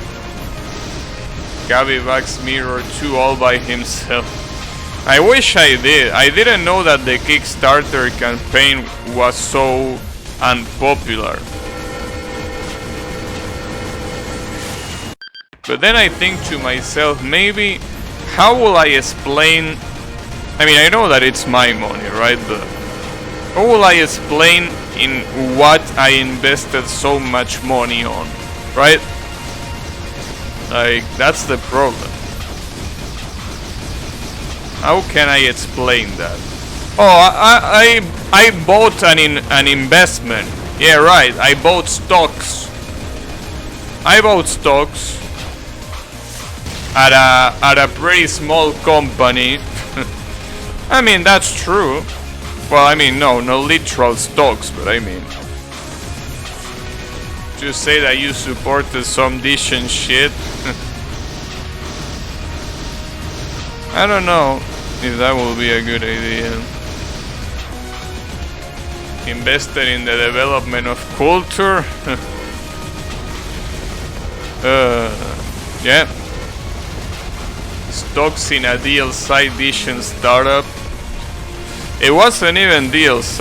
I think it was a legit Kickstarter campaign, which is pretty funny.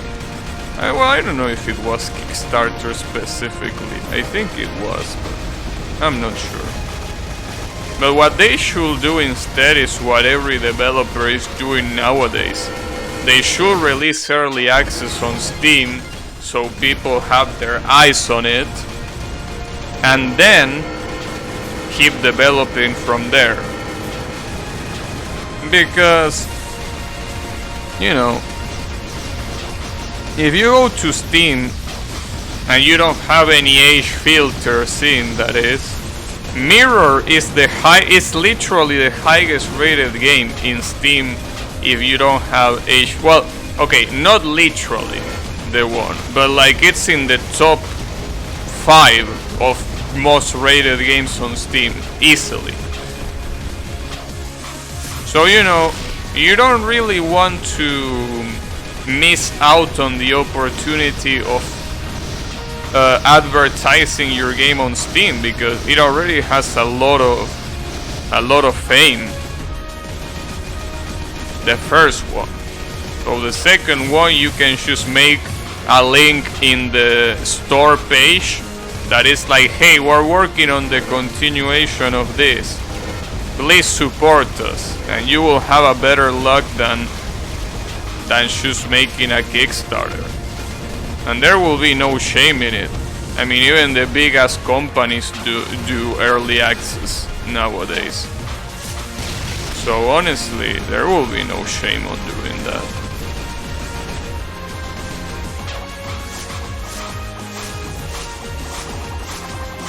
Jesus Christ, that was so fucking close. I still died, but damn. Okay. Shenmue did it, but god, their game sucked. So here's the thing, right? Shenmue is a game that fucking sucks. And I'm not talking about the third one, I'm talking about the first and the second one too. But what happened? It released in a time where having a game open world like that, well, open world like that, and with those graphics was a novelty. And this is a textbook example of what I say when if you don't care about the gameplay in a video game, it's never gonna age well no matter how good it looks. Shenmue only had the fame it did because it basically was one of the best looking games at the time. Other than that, the game has basically no redeemable factor. It fucking sucks. It's barely even a game. It's more like an advanced visual novel with some QTE cutscenes. That's literally it. And that was pretty ambitious for the time, so that's why it was so popular. But as a game, if you have to ignore the historical context, it fucking sucks. I mean, it is the way it is. That's why I like games like Mega Man so much. Mega Man is a game that no matter when you play it, it's gonna be an excellent game. And it's gonna be really hard, right? It's not gonna hold your hand like a lot of games now. But as a game, it's just simply excellent, because it was made to have good gameplay. Shenmue, on the other hand, it was made to impress. And it did its job pretty well. But obviously you can see that the game, but as a game itself, was trash. So yeah, it is the way it is. The game has aged like the ketchup I spill on the ground, or like a cancer cell. Yeah, but you know, you can easily spot games like those. Like, see, there is this game, The Last of Us. And I'm not talking about the second one, I'm talking about the first one. A lot of people suck Last of Us dick because it literally had the best graphics when it came out. The best graphics of any game. At least on console. I can tell you, someone revisiting that game 10 years from now is gonna say how much it fucking sucks. Because it does. There is no reason to play The Last of Us if you want to play a third-person shooter. There are an infinite amount of better third-person shooter games than The Last of Us. And when you realize that the only appeal that that game had is the graphics, when you suddenly see how outdated the graphics are, because obviously as graphics get better, obviously the old ones get outdated, even in a modern game like The Last of Us. So 10 years from now, people are gonna remember that, well, okay, a lot of them are gonna say that that was one of the best games ever because they are just nostalgia people that can't take those nostalgia glasses off. But I can tell you that people that actually have,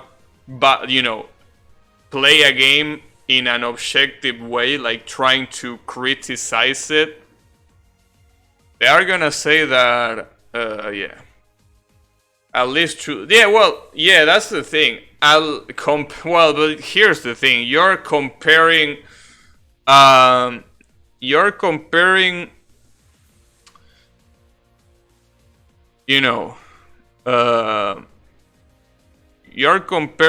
bad tasting food to a piece of shit.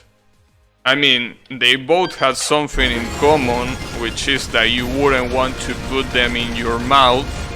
But yeah, at least one can be nutritious. It's just that you probably are not gonna enjoy it.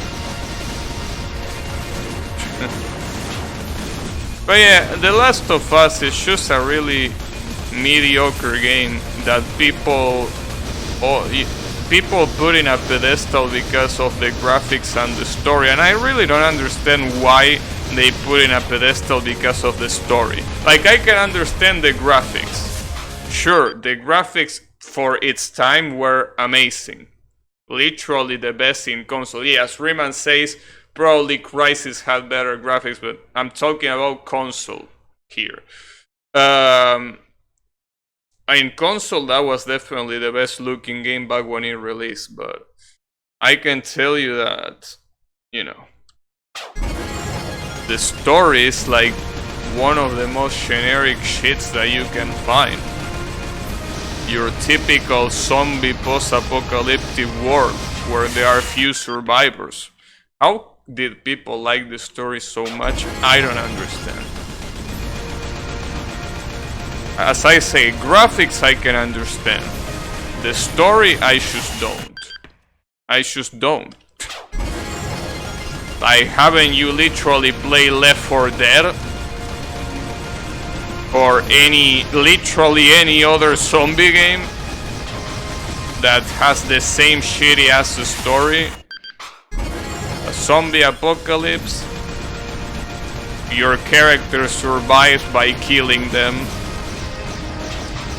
How is that a good story? Or rather, it can be a good story, but how is it groundbreaking? Because a lot of people like to pretend that The Last of Us story was groundbreaking. Where? Like, I don't see where. TD? What about TD? Oh, because of Yoshika? Thunder Dragon? I don't know what that is, but... yeah, the point is, games like Shenmue and other games that were only good because of the graphics, when people replay it years from when it released, they are gonna realize that the game is fucking trash. It is the way it is. Joel would rather save the girl than give the world a vaccine. Yeah, I mean, I understand that you can like the characters, right? So, you know, that way you get more personal with the characters and shit like that. I understand that.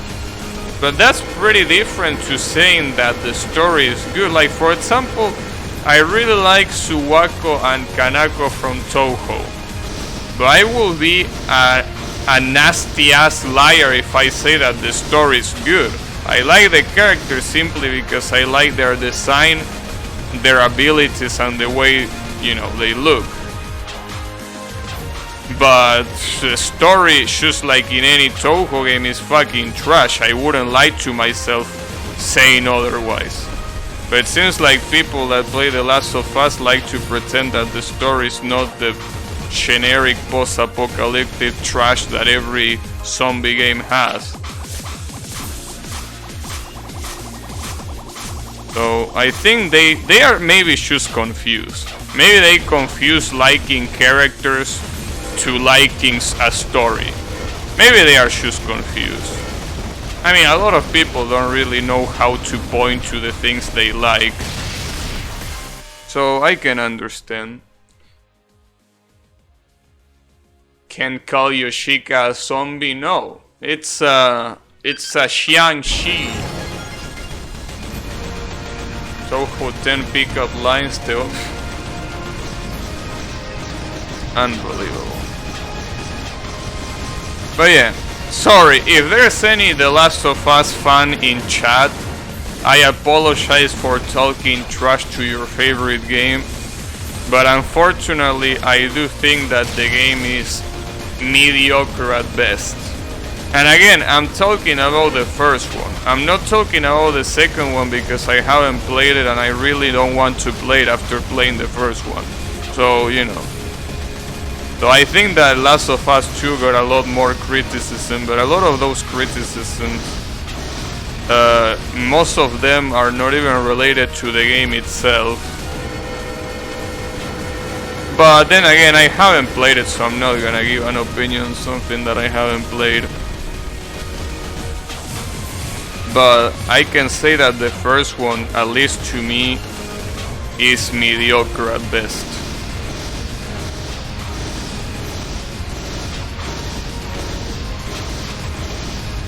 But you know,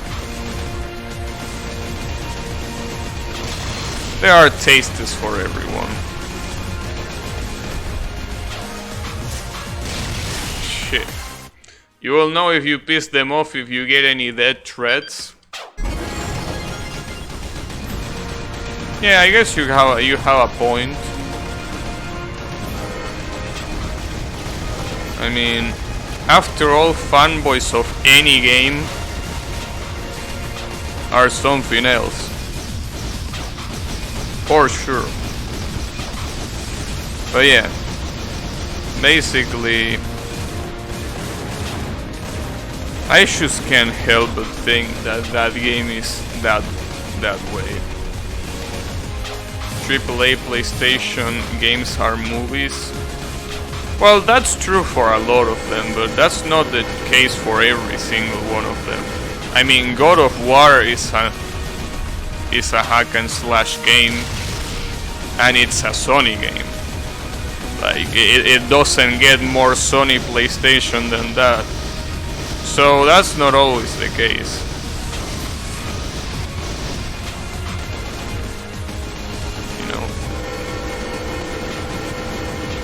Though it is a pretty interesting trend, but yeah, I don't know. Will be worth.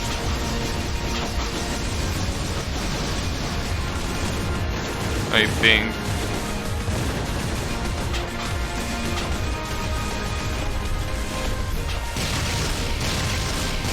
Nice.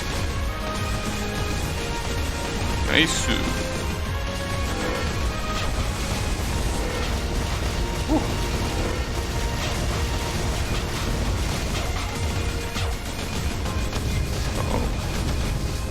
Hidden missiles.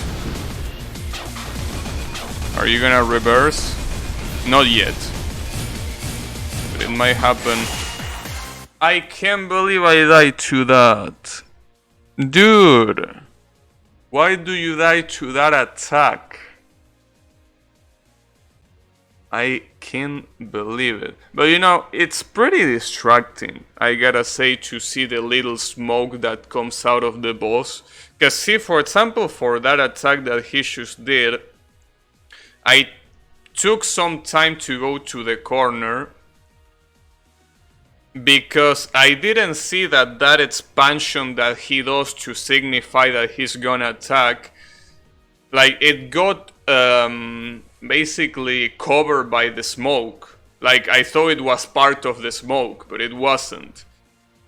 So yeah. There is also Days Gone, another zombie game that looked good in graphics, but the gameplay is so basic. Well, yeah, that's the thing.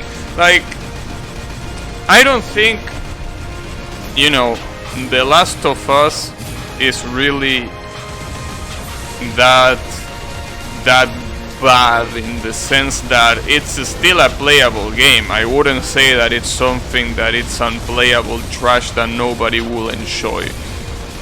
But it's like the amount of praise that it gets, it's ridiculous.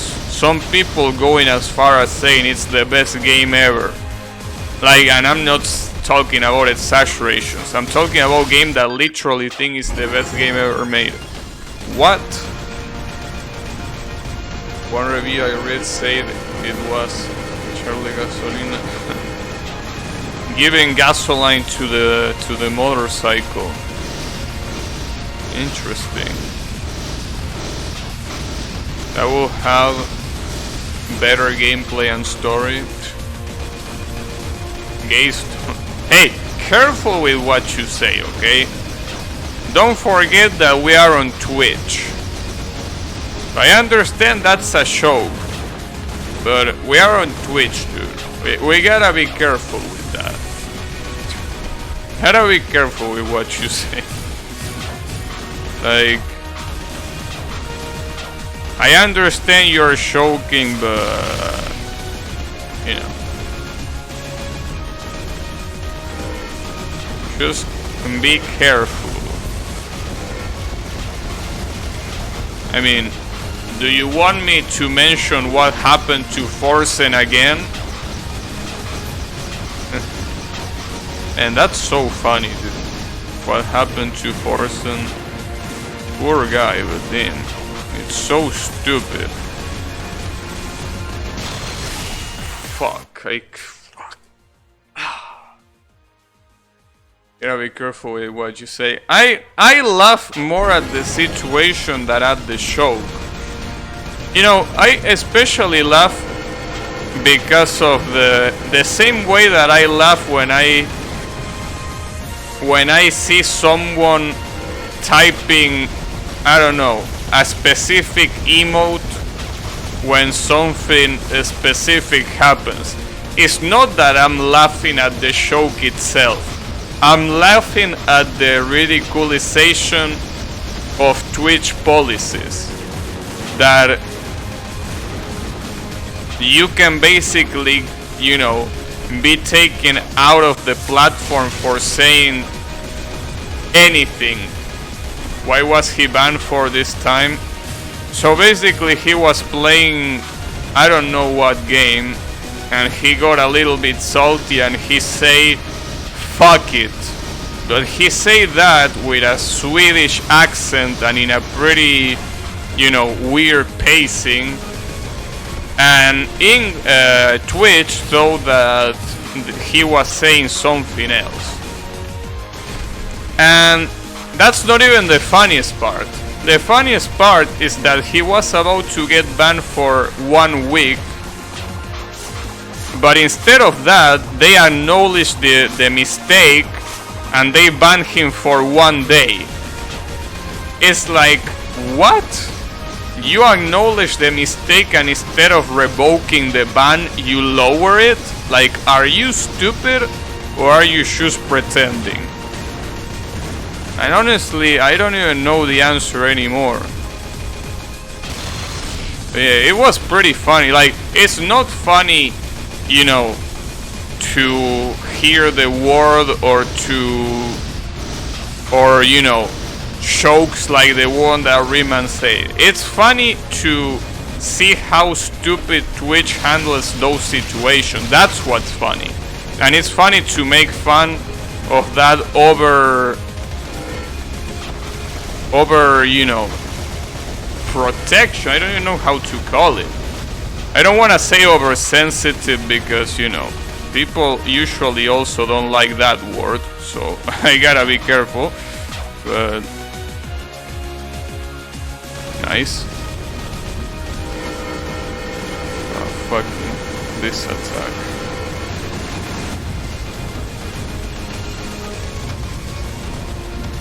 Fuck. Ah, dude. That's such a shame. That's such a shame because I would have gotten it. I would have gotten it, especially with that attack. That missile attack is really easy to dodge. But yeah. I guess I got confused with the side switch.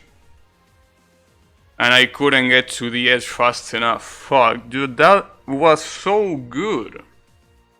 That was such a good run. But well, if this is more of a proof that I can actually do this boss fight, like, you don't need more proof than this. Literally one... Like, if I had beaten that missile attack, I would have won. So literally one attack away. One attack away. Saying what? Which is on the Pepega side of the spectrum? Well, I mean, it is what it is. Ame no Norigoto is looking different today. Well, hopefully this is not like Ame no Norigoto. Because Ame no Norigoto, I never got close to... Or, okay, I got close once. And then never again.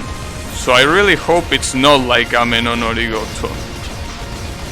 Yatsuhashi looks a little bit more metallic. Yeah, I do agree with that. Damn, I almost got it. I can't believe it. But it's okay. The more I think about how close I was, the worse it's gonna be. So it's okay. It's especially funny because I say that the missile attack will probably be the easiest one to dodge while my controls are reversed. Yeah, I mean, it probably is. I just fucked up. That's the truth.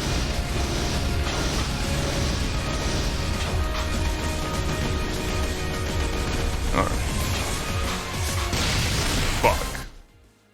PDH. Well, at least with PDH I've been really close to beating it like 10 times. I've been close to beat PDH like 10 times. Not close enough to get a double KO, but close enough to reach the fourth phase and hold on a little bit in the fourth phase. So, you know, close enough.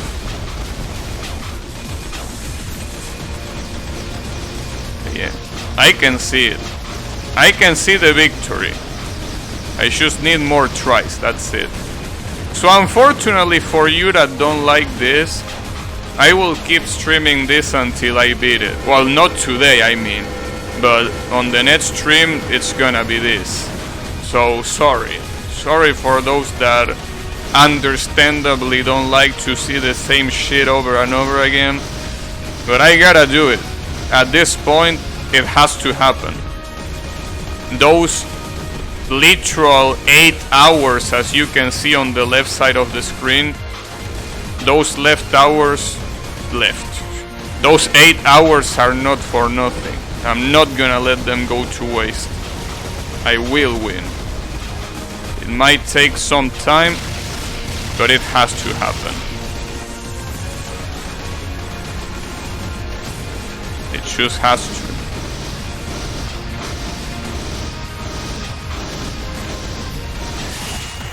It just has to.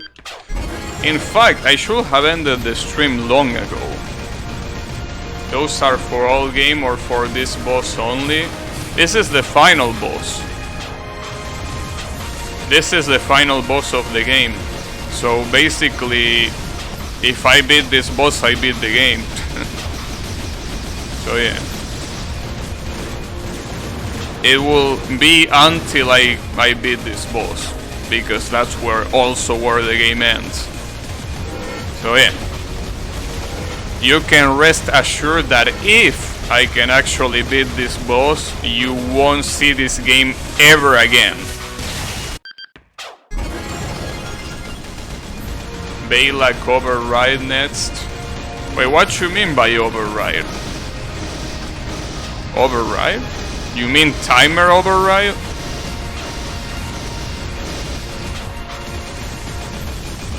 Beliak Doom. Never see the game again. What if I should play it? I mean, if you play this game willingly after seeing this, then I think you have more things to worry about than seeing the game again. But yeah. Is the lunatic variant? Really? Is that a thing? Because I know that this game has a hard mode. I know it has a hard mode. That I'm obviously not gonna play, but... Well, I gotta say, as I also say multiple times, this is the first time in a very long time that I try hard a boss like this. It really is. It really is the first time in a long time.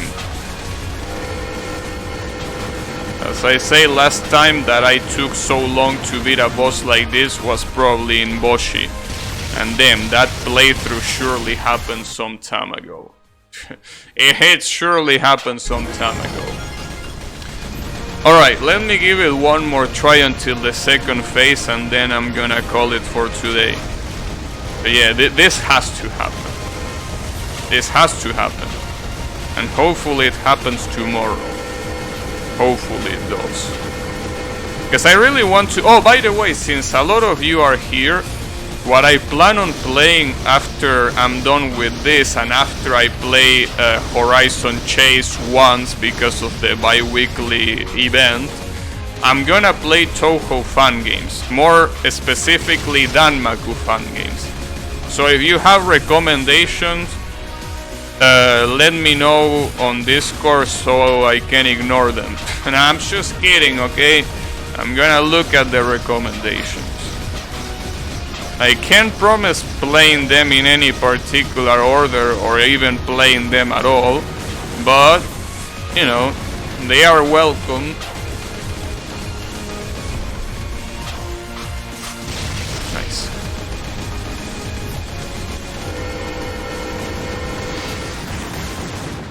I saw one comment saying he spent months grinding Balak Override. Team. Months? So this is even hard, even if you use other weapons? Pretty fucked up. Iku-san, Touhou... Well, yeah. Leave them on Discord because I'm obviously not gonna remember. Play IVP? I don't know what that is. Have you played Phantasm Romance? Nope, I have not. But as I said, please keep it on Danmaku games. If it's possible. Well, I'm not saying that it's not, but it definitely doesn't sound like a Danmaku game. Sounds like a visual novel. But you never know. Touhou Infinite Blade Babylon. Romances Danmaku? Oh, interesting. Good shit. I guess I should check it out.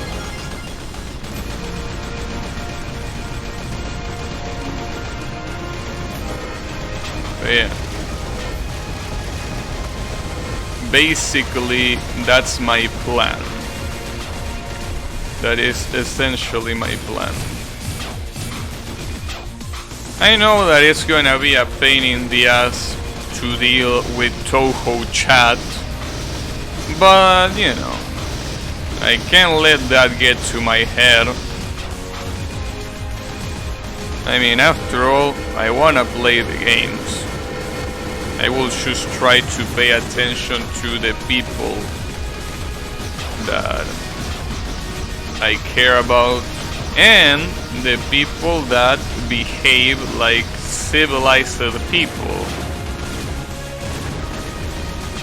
With Touhou chads? Huh. Isn't that an oxymoron? Well, maybe it's without the Otzi. I don't think we need the Otzi there. I think the rest of the war applies too. Anyways. Yeah. Touhou Chaz. I can imagine something like that. Don't worry about Touhous, I can shoot him up. Stoner ass commentary. Just as suspected. Wow, I got so lucky I didn't even have to move on that attack. Whew.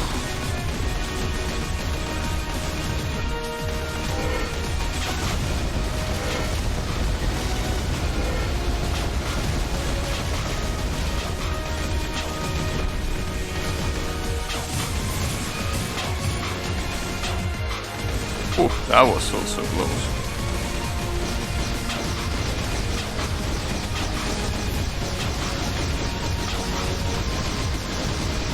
Uh-oh, that was the wrong side. Well, I still survived, but I don't know why I went that way.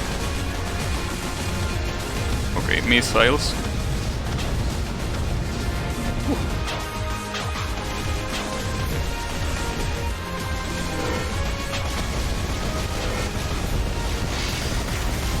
That really killed me.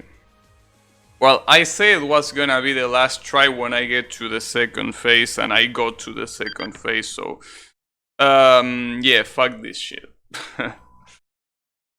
This is the child you deserve. This one right now, yes. The one that I get in Touhou, definitely not. So yeah. I will say that. Well, then again, it only happens sometimes, to be fair. It doesn't happen all the time that I get an annoying ass chat in the Touhou category, but you know, it happens quite often, I guess. Anyways, it's fucking late, so let me get the fuck out of here. Thanks everyone a lot for watching. The Groundhog community. No, that's the Puyo Puyo one. But yeah, as I said, I'm gonna keep playing this game on the next stream until I beat this asshole. I'm gonna just keep streaming this game. Hopefully tomorrow is the last day, but there is no guarantee. So, have a good one and take care everyone.